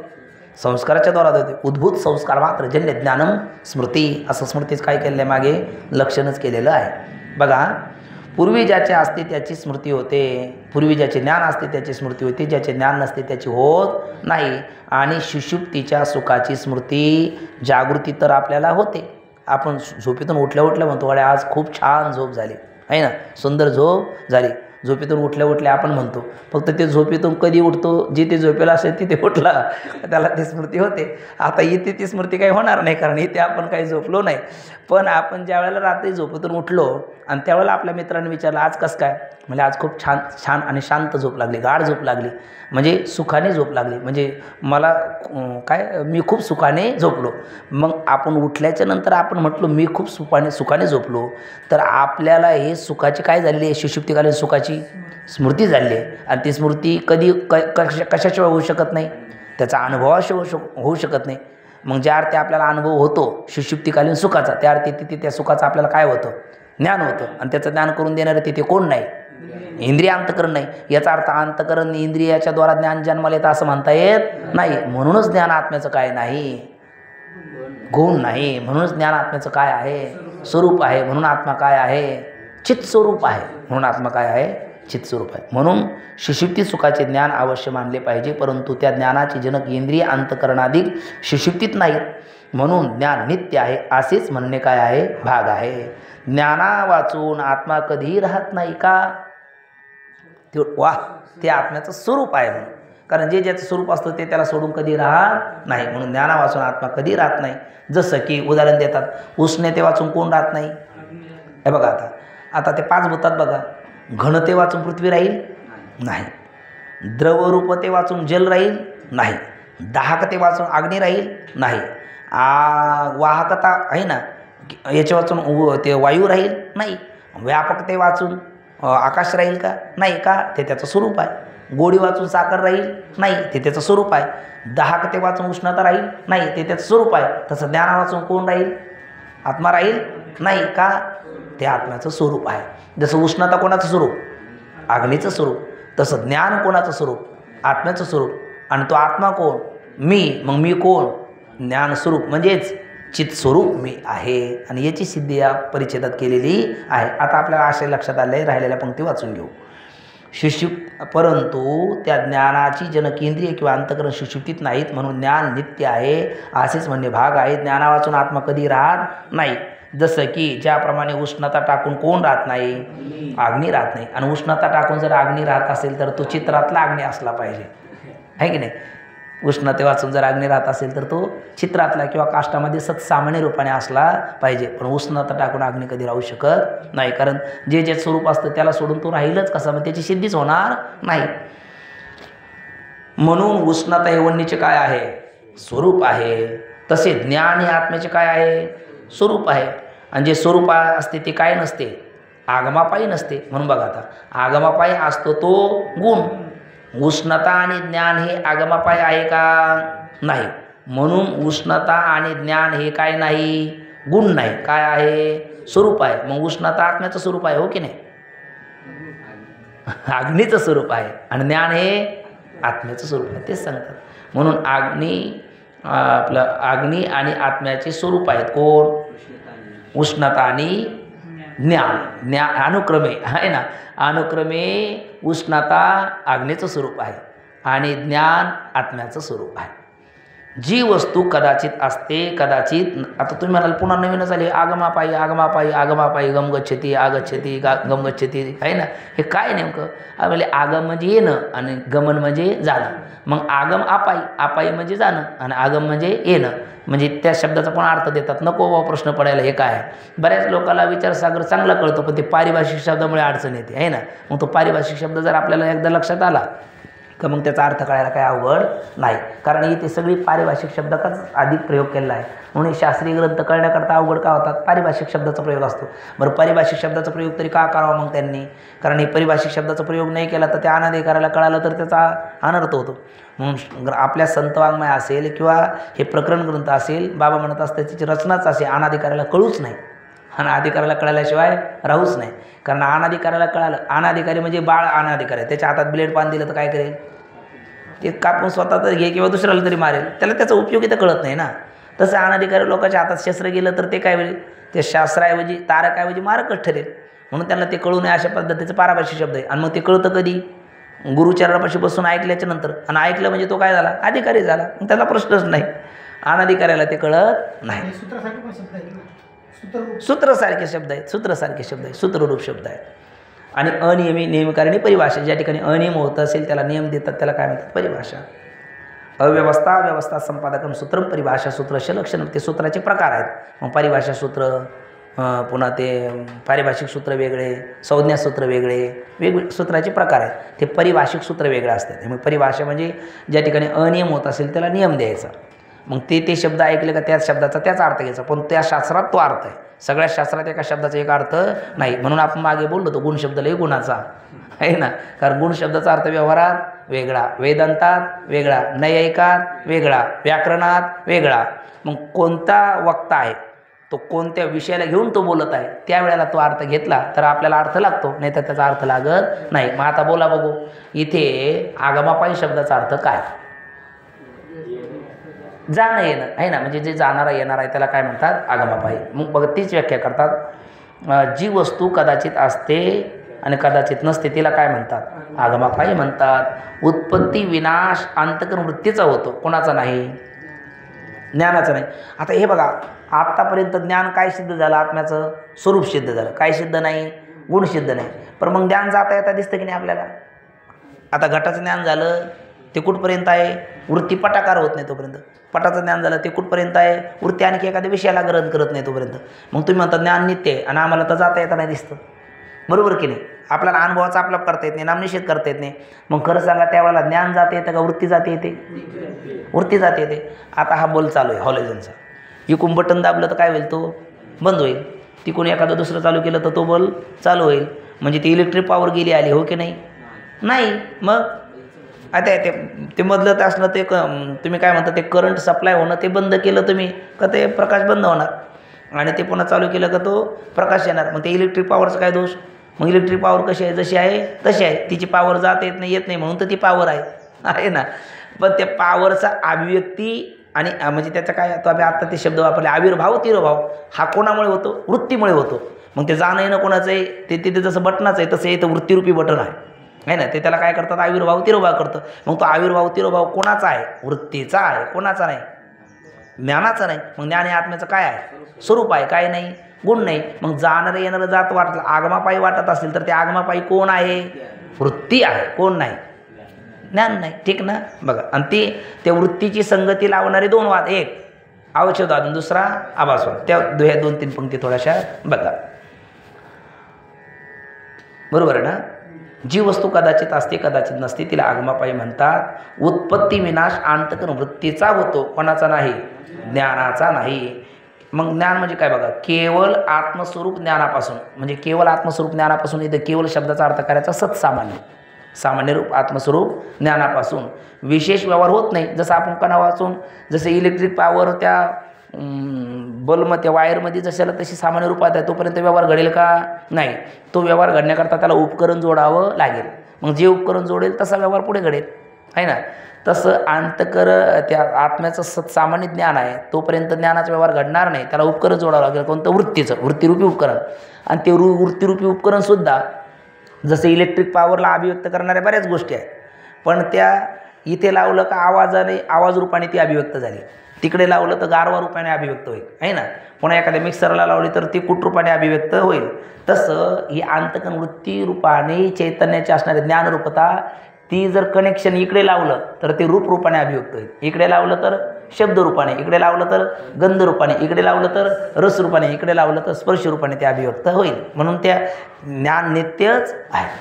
बघा, मग केवळ आत्मस्वरूपापासून विशेष ज्ञान, केवळ आत्मस्वरूपापासून म्हणजे सत्सामान्य आत्मस्वरूपापासून विशेष व्यवहार होत नाही. आत्मज्ञानाची सहाय्यता घेतलेली वृत्ती, आता या औषधवाद बरं का, आत्मज्ञानाचा सहाय्यता घेतलेली वृत्ती किंवा वृत्ती आरूढ ज्ञान विशेष हे कोणाला हेतू आहे? व्यवहाराला हेतू आहे, असं जे म्हणतात त्यांचं नाव अवच्छेदवादी. म्हणजे यांनी कोण घेतला नाही मध्ये, फक्त छेदाभास घेतला नाही. छेदाभास काढला का ते अवच्छेदवादी, आणि छेदाभास टाकला का ते झाले आभासवादी. आणि आता या आभासवादाची पुढची पंक्ती बघा, आणि आभासासहित वृत्तीने व्यवहार होतो. कोणाच्या द्वारा? आभासासहित वृत्ती, म्हणजे वृत्तीला आभासाचं सहाय्य आहे किंवा आभासाला वृत्तीचं सहाय्य आहे असं म्हणणारे आभासवादी, आहे ना. आणि त्या वृत्ती आरूढ असणारं चैतन्य किंवा चैतन्य सहाय्य घेतलेली वृत्ती ज्ञानाला येतो आहे ते अवच्छेदवादी. एवढंच त्यांच्यात काय आहे, फरक आहे. मग आभासाद्वारा अथवा साक्षात वृत्तीद्वारा आत्मस्वरूप ज्ञानाचा व्यवहार सिद्ध होतो असे आभासवादी म्हणतात. पण अवच्छेदवादी किंवा आभासवादी यांचे मतात व्यवहार ज्ञानाविषयी काय आहे, भेद आहे. जे अवच्छेदवादीचं मत आहे ते आभासवादीचं नाही. आभासवाद्यांनी आभास घेतला, तो कोणी घेतला नाही, अवच्छेदवादीने घेतला नाही. आणि अवच्छेदवादाने आभास घेतला नाही, ते कोणाला स्वीकार नाही, आभासवादाला मान्य नाही. पण यांचा ज्ञान प्रक्रियेमध्ये व्यवहार मतभेद आहे ना. पण कशात सिद्धांतात मतभेद नाही. म्हणजे वृत्तीचं सहाय्य घेऊन चैतन्य पदार्थाचं प्रकाशन करतं अवच्छेदवादी म्हणणं, आणि आभासाचं सहाय्य घेऊन वृत्ती पदार्थाचं प्रकाशन करते आभासवादी म्हणणं. याच्यात जरी मतभेद असला तरी ज्ञान हे आत्म्याचं गुण नसून स्वरूपच आहे. या दोघांच्या मध्ये या बाबतीत सिद्धांतात दोघांचे काय आहे, एक वाक्यता आहे. म्हणून हे अवच्छेदवादी आणि आभासवादी आत्म्याच्या चित स्वरूपाचे प्रतिपादन करत असताना थोडक्यात काय झाले, एकदेशी प्रक्रिया भिन्न सिद्धांत एक. ठीक ना, असं म्हटलं तर चालेल ना. बघा अवच्छेद हे झालं. तरी बघा अवच्छेदवादी किंवा आभासवादी यांच्या मतात व्यवहार ज्ञानाविषयी भेद असला, व्यवहारात त्यांचा काय आहे, भेद असला तरी सर्वांचा प्रकाशक ज्ञानस्वरूप कोण आहे, आत्माच आहे.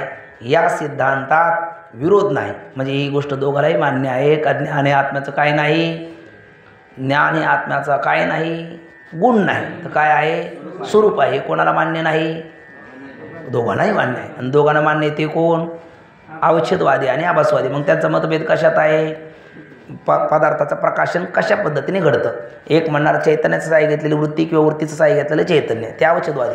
आणि एक म्हणणार वृत्तीचं सहाय्य घेतलेला आभास किंवा आभासाचं सहाय्य घेतलेली वृत्ती, ते आभासवादी. एवढाच काय तो फरक आहे, काही संदेह काही. ठीक ना, असं त्यांच्या म्हणजे तुम्हाला आभासाद्वारा म्हणजे चिदाभासाचं सहाय्य घेतलेली वृत्ती किंवा वृत्तीचं सहाय्य घेतलेला चिदाभास हा घटपटादी पदार्थाच्या प्रकाशनाला हेतू आहे असं म्हणणार ते आभासवादी. आणि वृत्ती आरूढ चैतन्य किंवा चैतन्याचं सहाय्य घेतलेली वृत्ती ही पदार्थाच्या प्रकाशनाला हेतू आहे ते म्हणणार अवच्छेदवादी. एवढाच काय तो फरक आहे. पण आत्मा चित्स्वरूप आहे या सिद्धांतात दोघांचाही मतभेद नाही. म्हणजे एकंदर आत्मा कसा सिद्ध झाला, चित्स्वरूप. अगोदर झाला होता सिद्ध सत्स्वरूप, आता झाला सिद्ध चित्स्वरूप. आणि जसा चित्स्वरूप आहे तसाच आनंद स्वरूप. म्हणून आत्म्याचं स्वरूप लक्षण काय, सच्चिदानंद हे आत्म्याचं काय आहे, स्वरूप लक्षण आहे. कारण लक्षणात दोन प्रकार, स्वरूप लक्षण आणि तटस्थ लक्षण. जसं जो आनंद सत्य प्रकाश, कोणतं लक्षण, स्वरूप लक्षण. आणि विभू आणि आधार नामरूपास तटस्थ लक्षण. कारण त्या आधार अधिष्ठानाचा विचार झाला ना स्वरूप पुन्हा. मग जे कादाचित कत्वे व्यावर्तकत्वम तटस्थ लक्षणत्वम, स्वरूपम सत्व व्यावर्तकत्वम स्वरूप लक्षणत्वम. जे जाणारं येणार असतं ते कोणतं लक्षण, तटस्थ लक्षण. आणि जे कायम असतं ते स्वरूप लक्षण. आता तुम्ही तुमच्या एका मित्राच्या गावाला आता 4 वर्ष झाले, मग आता प्रारब्ध 4 वर्षात संस्थेत सोबत आहे. नंतर कालांतराने ते गावी गेले, आपण आळंदीत राहिलो, असं काहीतरी घडलं. कालांतराने त्यांच्या गावी तुम्ही कीर्तनला गेला, कोणीतरी सांगितलं अहो तुम्ही ज्या वर्षी सुटला त्या वर्षीच आमच्या गावातले एक महाराज सुटलेले, त्यांचं नाव अमुक अमुक. अहो ते तर माझे मित्र आहेत. म्हणजे हो, कुठे आहे त्यांचं घर. म्हणले आता एवढं वेळ नाही, दुरून दाखवा मला. दुरून दाखवा म्हटल्याच्या नंतर म्हणले ते काकवान देवदत्तशी ग्रह, ते कावळा बसला ते देवदत्ताचं घर आहे. तुम्हाला इतका आनंद वाटला आज देवदत्ताला भेटू. यज्ञदत्ताला वाटलं किती दिवस झालेत, 4 वर्षाच्या नंतर मध्ये 34 वर्ष गेलेत, भेटच नाही. आज भेट झाली. आता घरी गेल्याच्या नंतर ते कावळा बसल्याला पाहायला मग तिथे गेले. पण तुम्ही पायऱ्या चढायला लागले आणि तितक्यात कावळा ओढाला आणि शेजारच्या घरी बसला. मग तुम्ही शेजारच्या घरी जाता, हो की नाही, नाही का. कारण कावळा हे कोणतं लक्षण आहे, तटस्थ लक्षण आहे. एकदा घर करायला मग तो कावळा 10 भिंतीवर जाऊन बसला तरी तिकडं आपण जाणार नाही. कारण का, ते कोणतं लक्षण आहे, तटस्थ लक्षण आहे. पण भिंत जाईल का इकडे तिकडे, नाही, ते स्वरूप लक्षण आहे सापेक्षत्वाने. तसं या ठिकाणी सच्चिद आनंद हे आत्म्याचं कोणतं लक्षण आहे, स्वरूप लक्षण आहे. आणि मग त्याचं हे यत्वा इमानी भूतानी जायंती येन जाताने जीवंती तद्वी प्रविशंती तद्वी जिज्ञासा स्वतः ब्रह्मेती जयापासून सकळ मही मंडळे झाले तो एक पंढरीचा राणा नया अनुमना श्रुतीची, हे संतांनी लक्षण केलं. पण हे तटस्थ लक्षण आहे. जे जाणारे येणारे ते कोणतं लक्षण आहे, तटस्थ लक्षण आहे. मग आता स्वरूप लक्षणात किती पद आलेत, 3. 1 सत म्हणजे ती त्रिकाला बाधित आहे. 2 चित म्हणजे जे स्वयंप्रकाश आहे. आता 3 आनंद. म्हणून बाबा एक शब्द सांगत असतात, आपल्याला 3 शब्द कधी सहन होत नाही. आपण मागे 4थ्या तरंगात हे बघून आलो आहे. 3 शब्द कोणते सहन होत नाही. आपल्याला एखाद्याने म्हटलं ना मर, छोटं कार्ट असतं आपलं, कधी वैताग घेतो आणि ते वैताग आपण तो आता ते आमच्याच घरी मी आमच्या ते वर टेरेस आहे, मग तिथे कधी कधी वाचत बसलं का ते शेजारची भाडेकरूची मुलं कधी कधी गोंधळ घालतात, राग येतो. आणि एक दिवस राग मी मनात माझ्या तू का म्हणे होय मनाशी संवाद, पण ते मोठ्याने बोलून गेलो, हे कार्टी मरे ना म्हटलं एकदाची. तिने डोकून पाहिलं, ते म्हटले महाराज तू मर ना मला कशाला मारतोस. माऊली म्हणतात अगं मरा बोलून जाते. आता त्याला मर शब्द त्या शेंबड्या कार्ट्याला अजून मरण जगण्यातला फरक तरी कळतो का हो? पण मर शब्द सहन झाला का त्याला? आपल्याला तरी सहन होतो का? संध्याकाळी एखादा जन्म मरणाचा काहीतरी असा विचार करायला हे असं अपशब्द बोलू नये म्हणतात, असा अभद्र बोलू नये, म्हणजे मर हा शब्द आपल्याला सहन होत नाही का? आपलं स्वरूप अमर आहे, मर शब्द सहन होत नाही. त्याचप्रमाणे आपल्याला मूर्ख शब्द सहन होतो का? एखाद्या मूर्खाला सुद्धा मूर्ख म्हणणं सहन होत नाही. अख्खं गाव त्याला मूर्ख म्हणायचं म्हणतो म्हणून तो गाव सोडून येऊन गेला. मग शेवटी त्याचा मूर्खपणा जाईल कसा? मूर्खपणाचा त्याचा माऊली कोणता संबंध? समोय संबंध आहे ना. पण तो जिथे गेला तिथे मूर्खपणा. तो तिथे गेला, ती नदी वाहत होती, नदीतले झरे आणि त्या झऱ्याचं पाण्या माता काही घेऊन जायचं, आणि त्याच्यात तो पाय सोडून बसला, पुन्हा पहिल्यासारखं पाणी प्यायला लागलं. आणि त्या बाया आल्या आणि त्या म्हणल्या बाया मूर्खच आहे, बाया मूर्खच आहे. ते म्हणू लागलं तुम्ही तुमचं एखादीचा माहेर माझं गाव आहे का? म्हणले बिलकुल नाही. मग आमच्या गावातलं कोणी आलं का? म्हणले तसं काही नाही. म्हणजे मग मी मूर्ख आहे तुम्हाला कोणी सांगितलं? म्हणजे सांगायला कशाला पाहिजे, तुझी क्रिया सांगते ना. अभिनव आवरूच संबंध आहे. म्हणजे पण त्याला सुद्धा ते सहन झालं का? मग तो नाही का? नाही तत्वता. कारण तत्वता मूर्ख तो का नाही? कारण चित हे त्याचं स्वरूप आहे, ज्ञान हे त्याचं स्वरूप आहे, म्हणून मूर्खपणा मनुष्याला सहन होत नाही. तसं एखादा मनुष्य दुःखी जरी असला ना, त्याला म्हणावं आज जरा प्रसन्न दिसता तुम्ही, त्याला बरं वाटतं, त्याला बरं वाटतं. पण एखादा दुःखी मनुष्य लईच 12 वाजले राव तुमच्या आज, हां लईच गौरी फोडली गौरी अशी दिशी तोंडावरी, हां जास्त ते बरं वाटत नाही त्याला. का बरं वाटत नाही? म्हणजे त्याला दुःख म्हणणं सुद्धा सहन होत नाही. का? आनंद हे त्याचं स्वरूप आहे. म्हणजे जो आनंद सत्य प्रकाश. आता हे उपकरून सवाराची एक वाक्यता चालली आपली. मग जो त्याला बघा मर हा शब्द का सहन होत नाही बोला? तो अमर रूप आहे, म्हणजेच सद्रूप आहे, म्हणजेच तो सद्रूप आहे, त्रिकाला बाधित आहे ना. तसंच त्याला ते काय म्हणलं आपण दुसरं, मूर्ख का सहन होत नाही? तो ज्ञानस्वरूप आहे, म्हणजेच चित्स्वरूप आहे, म्हणजेच चित्स्वरूप आहे, म्हणजेच स्वयंप्रकाश आहे. आणि त्याचप्रमाणे त्याला शेवटचा शब्द दुःख म्हणणं का सहन होत नाही? कारण तो आनंद स्वरूप आहे, म्हणजे सुख स्वरूप आहे, म्हणजेच तो आनंद स्वरूप आहे, म्हणजे अस्तिभाती प्रिय, म्हणजे सत आहे म्हणजे अस्थिरूप आहे, आणि चिद आहे म्हणजे आपलं ज्ञान स्वरूप आहे, म्हणजे भाती स्वरूप आहे, आणि आनंद स्वरूप आहे म्हणजे प्रिय स्वरूप आहे. म्हणजे अस्तिभाती प्रिय म्हणजे सच्चिदानंद हे आपलं काय आहे? स्वरूप आहे, काय नाही, गुण नाही. मग जसा मी सद्रूप आहे, जसा चिद्रूप आहे, तसा आनंदरूप आहे. आता बघा मग आनंद जर आपलं स्वरूप असेल, एक मिनटाकरता बोला, आनंद जर आपलं स्वरूप आहे तर आपल्याला विषयापासून आनंद वाटावा का? हो नाही बोला की राव, नाही वाटत नाही का? मग आपला आनंद हे स्वरूप आहे म्हणण्यात काय अर्थ राहिला का? खरं म्हणजे अनुभवाच्या दृष्टीने पाहिलं त्याच्यात काय अर्थ राहिला नाही. म्हणजे कारण जे स्वरूप असतं ते त्याला सोडून राहत नाही. आताच आपला विचार झाला, गोडी हे साखरेचं स्वरूप आहे, म्हणून ती कोणी खाल्ली, कुठेही खाल्ली, कधी खाल्ली तर गोडच लागते. आत्ताच उदाहरणावर गेलं, दाहकता या वन्यचं स्वरूप आहे, म्हणून नकळत पाव आग्नेजवळ जरी पडे तरी 10 न घडे ऐशी कदा न घडे. ज्याला माहिती आहे आग्नी आहे, याची दाहकता आहे, त्याने हातपाय पाडला तर त्याला पोळणार. आणि ज्याला माहिती नाही, चमचमणारी काहीतरी वस्तू लेकरू घेण्याकरता धावलं तर ते म्हणणार नाही अज्ञानी आहे, याला क्षमा केली पाहिजे, याला जाळं नाही पाहिजे, असं विचार करेल का तो? का त्याला येतो पोळणारच पोळणार का? दाहकता आहे त्याचं स्वरूप आहे. तसं आनंद हे जर आपलं स्वरूप आहे तर आपल्याला विषयापासून आनंद होऊ नाही, आणि होतो हा तर आपला अनुभव आहे. मग या आनंद स्वरूप आहे म्हणण्यात अर्थ राहिला काय? तरी पण खरं सांगत जरी आपल्याला वाटलं तरी आनंद विषयात नाही, रस त्यात नाही, म्हणजे रस विषयात नाही. रसवैसा रसरूप कोण आहे? आत्माच आहे, आनंदरूप आहे, तो कोण आहे? मीच आहे. मग आता मी जर आनंदरूप आहे तर मला विषयात आनंद वाटतो का? याचं उत्तर तरी भेटलं पाहिजे आपल्याला. मग त्याचं उत्तर काय? भ्रमाने. त्याचं उत्तर काय? भ्रमाने. भ्रम तरी का होतो? भ्रम तरी का होतो? हीच गोष्ट 4थ्या तरंगातल्या 4थ्या परिच्छेदामध्ये आत्मानंदाची सिद्धी करताना होऊन गेलेला विषय आहे ना. इच्छित वस्तूची प्राप्ती, इच्छित अनुकूल विषयाची प्राप्ती, वृत्तीची स्थिर अंतर्मुक्ता, चंचल वृत्तीची स्थिर अंतर्मुक्ता आणि आत्मानंदाचं भान, हे 3 गोष्टी युगपत घडतात. म्हणून भ्रमाने आपल्याला वाटतं विषयापासून आनंद झाला, मुळात तो आनंद विषयाचा नसतो, तो कोणाचा असतो? आत्म्याचाच असतो, आत्म्याचाच असतो. ते ग्रामशिवाला वाटतं की नाही, हा रक्त कशाचं यायला लागलं? हाडाचा प्रयत्न करीता वाळूचे कणर उडता तेलही गळे, त्याने ऐकलं. आणि तो म्हणला सिर्फ हौसलों से कुछ नहीं होता, पंखों से उड्डाण होते, कोशिश करने वाले की कभी हार नाही होते, हाचने माता न फिरे माघारी बैसले शेजारी हाडाचे.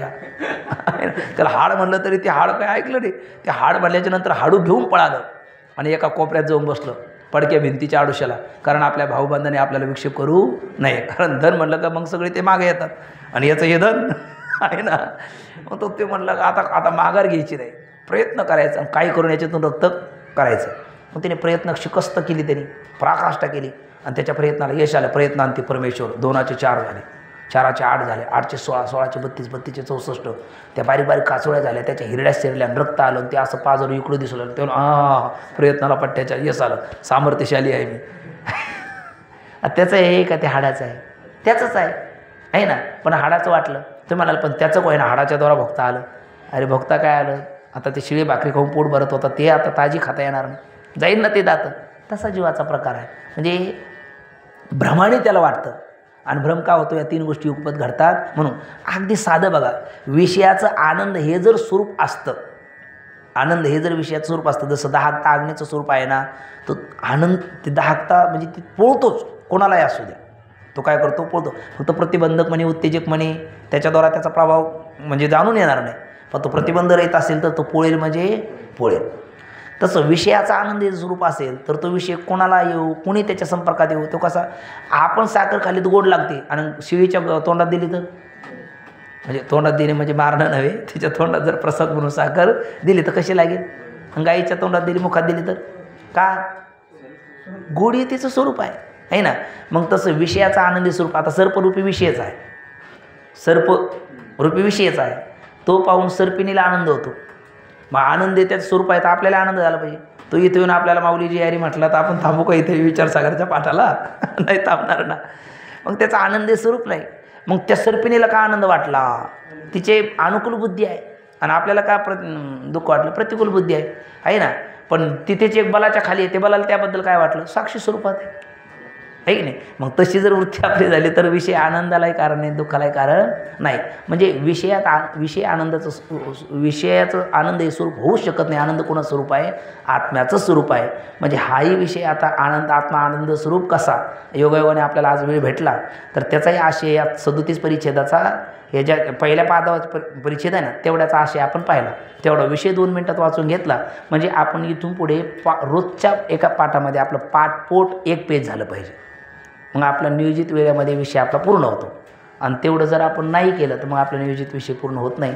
तर आपलं 11:30ला आपण थांबत असतो, अजून अक्षरशः आपल्याकडे 11 मिनटं बाकी आहे ना. मग आज आपल्याला वेळ भेटला तर मग वेळ भेटल्याच्या नंतर त्याचं संधीचं सोनं केलं पाहिजे. तर तेवढ्या पंक्ती वाचतो मी, चालेल? तुम्ही थकताय दिवसभर, पण आता थोडंसं होईल थोडा त्रास, पण गुण हमखास. आणि नाहीतरी आपल्याला त्या सद्रूपतेपेक्षा छिद्रूपतेपेक्षा आनंदाची भूक अधिक आहे. मनुष्य काय म्हणतो? साधा विचार, आयुष्य कमी असू दे पण सुखाने जगू दे, आनंदात राहू दे. म्हणजे आनंदाची आपल्याला अपेक्षा आहे ना, आहे ना. म्हणजे ह्या आहे की नाही? आपण म्हणतो ज्ञान थोडं कमी असलं तर चालेल बाबा, आनंद असावा. पुन्हा ते आयुष्य थोडं कमी असलं तर चालेल पण आनंद असावा, सुख असावं. याचा अर्थ आनंद आहे. आपलं स्वरूप कसं आहे ते आता सिद्ध करतात. आणि ही कोणती कथा आहे बरं? आत्मकथा आहे. कोणती कथा नाही? रामकथा, कृष्णकथा नाही. ही कोणती कथा आहे? आत्मकथा आहे. आणि मग आत्मकथात माणसाला आपल्या रामाची, आपल्या कृष्णाची, आपल्यापेक्षा वेगळ्या त्यांची कथेला आपण इतकं जर प्रतिसाद देतो तर आत्मकथेकरता आपण किती उत्सुकता असलं पाहिजे. अर्जुनापेक्षाही पुढे. म्हणजे त्या श्रीकृष्ण उक्ते सागर हा अगस्तीचं दुसरा, म्हणून घोटुभरूपा एक सारा आगव्याचा. अर्जुन काय? अर्जुनाच्या पुढे आम्ही.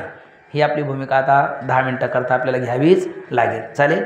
वाचतो बघा. 37 परिच्छेद आत्मा आनंद स्वरूप आहे.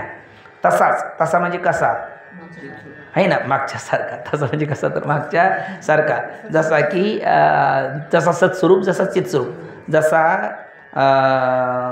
36 क्रमांकाच्या परिच्छेदामध्ये सद्रूप सिद्ध केला आणि जसा 35 क्रमांकाच्या 36 क्रमांकाच्या परिच्छेदामध्ये चिद्रूप सिद्ध केला आणि 35 क्रमांकाच्या परिच्छेदामध्ये सद्रूप सिद्ध केला, तसाच आता 37 क्रमांकाच्या परिच्छेदामध्ये कसा येतो? आनंद स्वरूप आहे. तो म्हणजे कोण? आत्मा, मी आहे ना. तो म्हणायचं नाही आता, इथं आहे मी, अहम. आत्मा आनंद स्वरूप आहे, वास्तव तसाच आत्मा आनंद स्वरूप आहे. म्हणजे जसा आत्मा सत्स्वरूप आहे, जसा आत्मा चित्स्वरूप आहे, तसाच आत्मा आनंद स्वरूप आहे. जर आत्मा आनंद स्वरूप नसेल तर अनुकूल विषयाच्या प्राप्तीने अंतकर्म वृत्तीत आत्मस्वरूपानंदाचे भान होते, ते होणार नाही. अनुकूल विषयाच्या प्राप्तीने अंतकर्म वृत्तीमध्ये कशाचं भान होतं आपल्याला? आत्मानंदाचं होतं. मग जर आत्मा आनंदरूप नसता तर आत्मानंदाचं भान झालं असतं का? होतं. त्या अर्थी आत्मा कसा आहे? आनंद स्वरूप आहे. चंद्राच्या ठिकाणी शीतलता आणि प्रकाशरूपता नसते तर घटातल्या पाण्यात ती दिसली असते का? नाही दिसते. त्या अर्थी आहे. तसं शरीररूपी घट आहे, अंतकरणरूपी जल आहे आणि त्यातलं स्थिर चित्त हे त्यातलं आहे ना आत्मा. त्यामध्ये त्या कुटस्थरूपी आत्म्याचं काय होतं? आनंदाचं भान होतं. आणि तो जर आनंदरूप नसता तर ते भान झालं नसतं. विषयात मुळीच आनंद नाही याचे वर्णन चतुर्थ तरंगात सांगितलेच आहे. याच्याबद्दल येथे थोडा अधिक विचार. म्हणजे चतुर्थ तरंगातल्या आपण म्हटलं ना आता चौथ्या तरंगातल्या चौथ्या परिच्छेदामध्ये हा विषय पूर्वी झालेलाच आहे. फक्त त्यापेक्षा थोडासा अधिक बारकाव्याने सूक्ष्मतेने विचार इथे करतात, कारण तिथे सश्रद्धा अधिकारी होता, श्रोत आस्तिक, त्यामुळे त्याला फारसं काही कष्ट घ्यावे लागले नाही. पण इथं हा तार्किक आस्तिक असल्यामुळे त्याला ते बाप दाखवणे तर श्राद्ध कर असा हा असल्यामुळे त्याला थोडंसं त्याच्यातलं सूक्ष्मता अधिक प्रतिपादन करतात. विषयात मुळीच आनंद नाही याचे वर्णन चतुर्थ तरंगात सांगितलेच आहेत. त्याबद्दल थोडे अधिक विचार करावयाचा आहे. आता बघा, ज्या विषयापासून एकाच आनंद होतो, आजच्या परिच्छेदामध्ये मात्र इथे मागे जो विषय झाला तोच विषय आहे, नवीन काही नाही. पुढे ज्या वेळेला शिष्य शंका समाधान करेल तो उद्याच्याला आपल्याला त्यातला बारकावा येईल. हा विषय झालेलाच असल्यामुळे आपला आता लवकर उरकायला काही हरकत नाही. ज्या विषयापासून एकाच आनंद होतो त्या विषयापासून दुसऱ्याच काय होते? दुःख होते. जसे सोमलातील किड्या सोमलापासून, सोमल म्हणजे एक प्रकारचं विष, सोमल नावाचं विष, आणि ते विषात काही विषात पचणारे किडे असतात. ते तुपात ठेवले तर मरतात आणि विषात ठेवले तर जगतात. आणि त्या सोमलात त्याच्यात नर मादी असते. मग त्यातला जो नर किडा आहे त्याच्यातली मादी तिला बघितलं का त्याला काय, त्या किड्याला बघितलं तिला काय होतं? आनंद होतो. मग सोमलातील किड्या सोमलापासून, मग किंवा असं ते सोमलातलं जे विषापासून, कारण विष त्याचं खाद्य आहे ना, विषातच जो जगतो म्हणून त्याला तूप पाहिलं तर दुःख होतं, कारण त्याला वाटेल इथे राहिलं तर मी मरेल. आणि त्याला ते सोमल नावाचं विष पाहिलं तर काय होतं? आनंद होतो, कारण ते त्याचं जीवनाचं साधन आहे. जसं की मासुळी, तिला ते जीवना वेगळी मासुळी, आपलं जीवन जिती जीवन असं की मत्स्यामरण त्यावियोगी, तिला मासेला पाण्यातून बाहेर काढलं तर दुःख होतं. तुपात ठेवलं ते म्हणजे तूप चूप, मला नको तूप, मला जल पाहिजे आहे ना. ती पाण्यात राहील, तिला पाण्यातून बाजूला काढलं तर ती मरेल, आणि पाण्यात ठेवलं तरच ती जगेल, कारण तिचं ते जीवन आहे. कारण पाणी तिला अनुकूल आहे, तूप तिला प्रतिकूल आहे. आपण तरी तूप पिऊ शकतो का पाण्यासारखं? तितक्यापुरतं चमचे 2 चमचे ठीक आहे, तेही दिलं कोणी तर. आता मधुकरीत काय, आपल्याला 33 फूट जागी आपलीच आहे, मधुकरीत दिलं तर काय ठेवले आणि ते दैशाची राहावे, नाहीतर मग काय नाही. मग आता ज्या विषयापासून एकाचा आनंद होता त्या विषयापासून दुसऱ्या दुःख होते. जशी सोमलातील किड्या सोमलापासून, सर्प पाहून सर्पिने, सिंह पाहून सिंहनेच आनंद होतो, आणि अन्य पुरुषाला दुःख होते. कारण आपल्याला सिंह नाव जरी ऐकलं तर आता इथे काही वाटत नाही, कारण आपल्याला माहिती इथे येणार नाही. पण एखाद्या जंगलात गेला आणि एखादा अक्षर म्हणा सिंह, बस लगेच 10 गेले 5 राहिले, कारण आपल्याला भीती वाटणार, कारण सिंह पाहून सिंहनेला आनंद होईल, आपल्याला नाही, कारण तो आपल्या दुःखाला कारण आहे. त्याच्याबद्दल आपल्या अंतःकरणात कोणती धारणा आहे? प्रतिकूलतेची धारणा आहे. जर त्या विषयाच्या ठिकाणीच आनंद असता तर सर्वांनाच आनंद झाला असता, दुःख कोणाचंही झाले नसते. जसे अग्नीच्या ठिकाणी सत्यत्वाने काय आहे? उष्णता आहे, म्हणून उष्णता अग्नीचं स्वरूप आहे. मग त्या अग्नीशी कोणाचाही स्पर्श झाला म्हणून आपण प्रमाण दिलं, नकळत पाव अग्नीवर जरी पडे तरी 10 न घडे, 80 कदा न घडे. म्हणजे 2 नकारात 1 होकार, म्हणजे 10 होत नाही असं नाही, म्हणजे 10 होतोच. मग तो कोणाचाही होऊ द्या, नाही ना, तो त्याला जाळणं पळणार, कारण त्याचं उष्णता आहे, त्याचं काय आहे? स्वरूप आहे. तरी त्यास उष्णतेचीच प्रतीती येते. त्याप्रमाणे विषयाच्या ठिकाणी आनंद असता तर कोणासही त्या विषयापासून काय झाला पाहिजे होता? आनंद झाला असता. पण तसं होतं का? नाही. वेदांत मताप्रमाणे जेव्हा पुरुषास विषयाची काय होते? अगोदर इच्छा होते, कारण आगाती वृत्ती किरटी आधी म्हणूनची उठी, मग ते वाचादी ती कराशी. अगोदर मनात संकल्प होतो, वाणीने तो मग बोलून दाखवतो, आणि शरीराने तो कृती करतो. आणि हे सगळं करण्याकरता चंचल असणारं आपलं स्थिर असणारं चित्त काय होतं? चंचल होतं. आणि मग त्या चंचला अंतःकरण वृत्तीमध्ये आत्मानंदाचं भान होत नाही, आणि मग त्याला वाटतं आता त्या विषयाने मला आनंद प्राप्त होईल. मग इच्छित अनुकूल विषय त्याला काय होतो? प्राप्त होतो. मग ज्याच्याकरता वृत्ती चंचल झाली होती ते विषय प्राप्त झाल्याच्या नंतर, अनुकूल विषय प्राप्त झाल्याच्या नंतर वृत्ती स्थिर अंतर्मुख होते, आणि पुन्हा त्या आत्मानंदाचं भान होतं. पण या 3 गोष्टी हे उपत घडतात आणि त्यावेळेला मनुष्याला वाटून जातं का कशामुळे प्राप्त झाला आनंद, विषयामुळे. पण तो विषयाचं नसून आपल्या स्वरूपभूत आनंदच तो आहे. तीच गोष्ट सांगतात. त्याप्रमाणे विषयाच्या ठिकाणी आनंद असता तर कोणाचाही त्या विषयापासून आनंदच झाला असता. वेदांत मताप्रमाणे जेव्हा पुरुषास विषयाची इच्छा होते तेव्हा त्या इच्छारूप चंचल वृत्तीत आत्मानंदाचे भान होत नाही. जेव्हा अनुकूल विषयाची प्राप्ती होते तेव्हा इच्छारूप वृत्तीचा काय होऊन जातो, अभाव होऊन जातो आणि मग त्या निश्चल वृत्तीत आत्मानंदाचे, बरोबर का, माझं चुकलं काही, बरोबर ना, त्या निश्चल वृत्तीत आत्मानंदाचे भान होते. म्हणून सर्पिणीचा इच्छारूप विषय कोण आहे, सर्प आहे. त्याच्या प्राप्तीकरता उलट त्याची वृत्ती काय झाली होती, चंचल. मग तो सर्प पाहून तिची वृत्ती स्थिर अंतर्मुख झाली आणि आत्मानंदाचं भान झालं. तिला भ्रमाने वाटलं या सर्पापासून मला आनंद झाला आणि आपलं त्या सर्प आपल्याला काय वाटला, प्रतिकूल. तो प्रतिकूल वाटल्यामुळे त्याच्या त्यागाकरता आपली वृत्ती काय झाली होती, चंचल. मग त्याच्यापासून एक 10 फूट 20 फूट काय 100 फूट दूर आल्याच नंतर बरं झालं बा, वाचलं एकदा, असं होतं. मग त्यावेळेला आपल्या वृत्ती काय झाली, त्याच्या त्यागाकरता चंचल झाली होती, ती पुन्हा स्थिर झाली, अंतर्मुख झाली आणि त्याच्यामध्ये आत्मानंदाचं भान झालं. मग आपल्याला काय वाटलं, सर्पाचा त्याग केला म्हणून आनंद झाला. तिने सर्पाच्या भोगामुळे तिला आनंद नाही ना आपल्याला सर्पाच्या त्यागामुळे आनंद नाही. तिची सर्पाविषयी अनुकूल बुद्धी आहे, आपली प्रतिकूल बुद्धी आहे. तिच्या प्राप्तीकरता वृत्ती चंचल झाली होती आणि आपली त्यागाकरता वृत्ती चंचल झाली होती. ती चंचल झाली वृत्ती पुन्हा स्थिर झाली का आत्मानंदाचं भान होतं. म्हणून आपल्याला वाटलं का सर्पाच्या त्यागाने आनंद झाला आणि त्या सर्पिणीला वाटेल सर्पाच्या भोगाने आनंद झाला. पण त्यागाने किंवा भोगाने आनंद नाही, आनंदरूप आत्माच आहे, ते आपलं स्वरूप आहे, ठीक ना. पण त्याला अभिव्यक्त करणारी अंतकरण वृत्ती हे स्थिर किंवा चंचलता याच्यावर त्याची प्रतीती अप्रतीती अवलंबून आहे. बघा, सर्पिणीचा इच्छारूप विषय जो सर्प तो पाहून तिला क्षणमात्र अंतकरण वृत्तीत आत्मानंदाचे भान होते. अन्य पुरुषाला सर्पाची इच्छा नाही म्हणून त्या सर्पाला पाहून आनंद होत नाही. उलट सर्पास पाहून प्रतिकूल ज्ञानामुळे त्याच्या त्यागाच्या प्रयत्नात अंतकरण वृत्ती अतिचंचल असते म्हणून त्याला काय होते, दुःख होते. म्हणजे थोडक्यात काय, जो आत्मानंद आहे तो नित्य, निरुपाधिक आणि निरतिशय आहे. त्याला आत्मानंद म्हणायचं. नित्य, निरुपाधिक, निरतिशय तोच खरा आत्मानंद. मग आता जो आनंद नित्य नाही, जो आनंद निरुपाधिक नाही, जो आनंद निरतिशय नाही, तो काय नाही, आत्मानंद नाही. तो आनंद, तोही आनंद आत्मानंदच आहे, पण भ्रमाने मग त्याला ते सिद्ध होत नाही ना. आता नित्य आनंद जसा म्हणजे जो जन्य नाही, जो जन्य आहे तो अनित्य ठरेल आणि जो जन्य नाही तो नित्य ठरेल. मग विषयाचा आनंद हा जन्य का, जन्य जन्य आहे म्हणून तो नित्य नाही. आणि सुषुप्तीतला आनंद अजन्य आहे म्हणजे तो नित्य आहे. म्हणून साचची पृथ्वीरा जरी नाही तर स्वप्न जागारा तरी ब्रह्मभाव साच करा म्हणून येतात. तसंच निरोपाधिक. आता पंचविषयाचा आनंद सोपाधिक का निरुपाधिक, सोपाधिक आहे. कारण विषय असेल तर आनंद, विषय नाही तर आनंद नाही.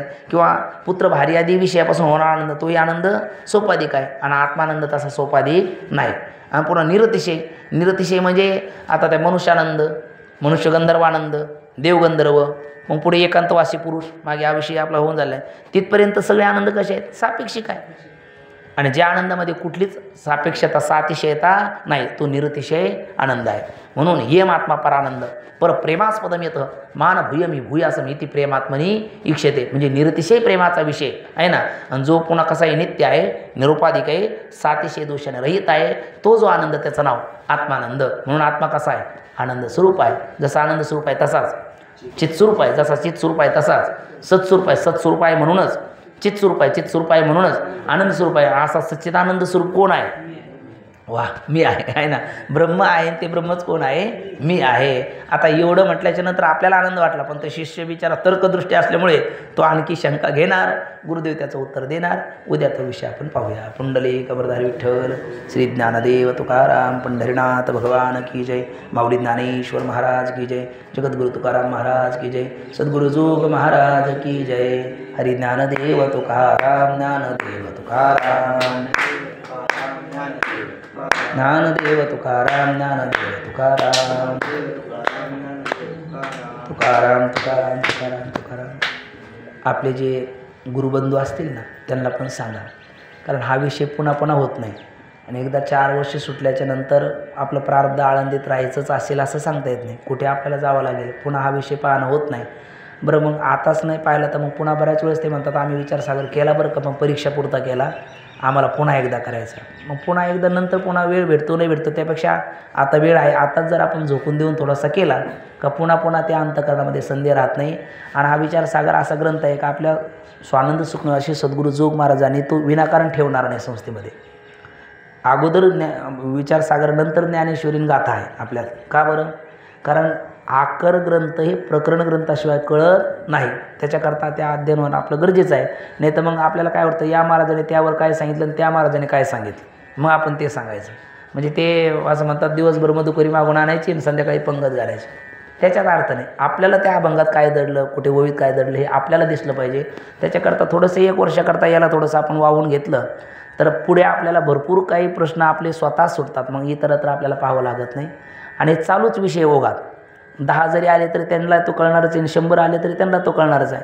मग आपण जर थोडंसं इतर गुरुबंधूला सांगून हा विषय बरं, हा नित्य अत्यंत गरजेचा विषय आहे आपल्या दैनंदिन जीवनातला, त्यामुळे त्यांनाही सांगून आता झाली गोकुळाष्टमीसुद्धा, तर त्यांना म्हणा आता आहे ना, झाले मागे गेले झाले ते पाहू नका, पुढे जामीन आहे तुका, पण त्यांनाही प्रवृत्त करण्याचा प्रयत्न करा. शेवटी भगवंताची इच्छा, माऊलीची इच्छा.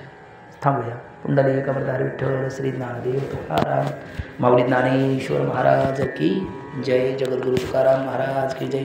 सद्गुरु जोग महाराज की जय.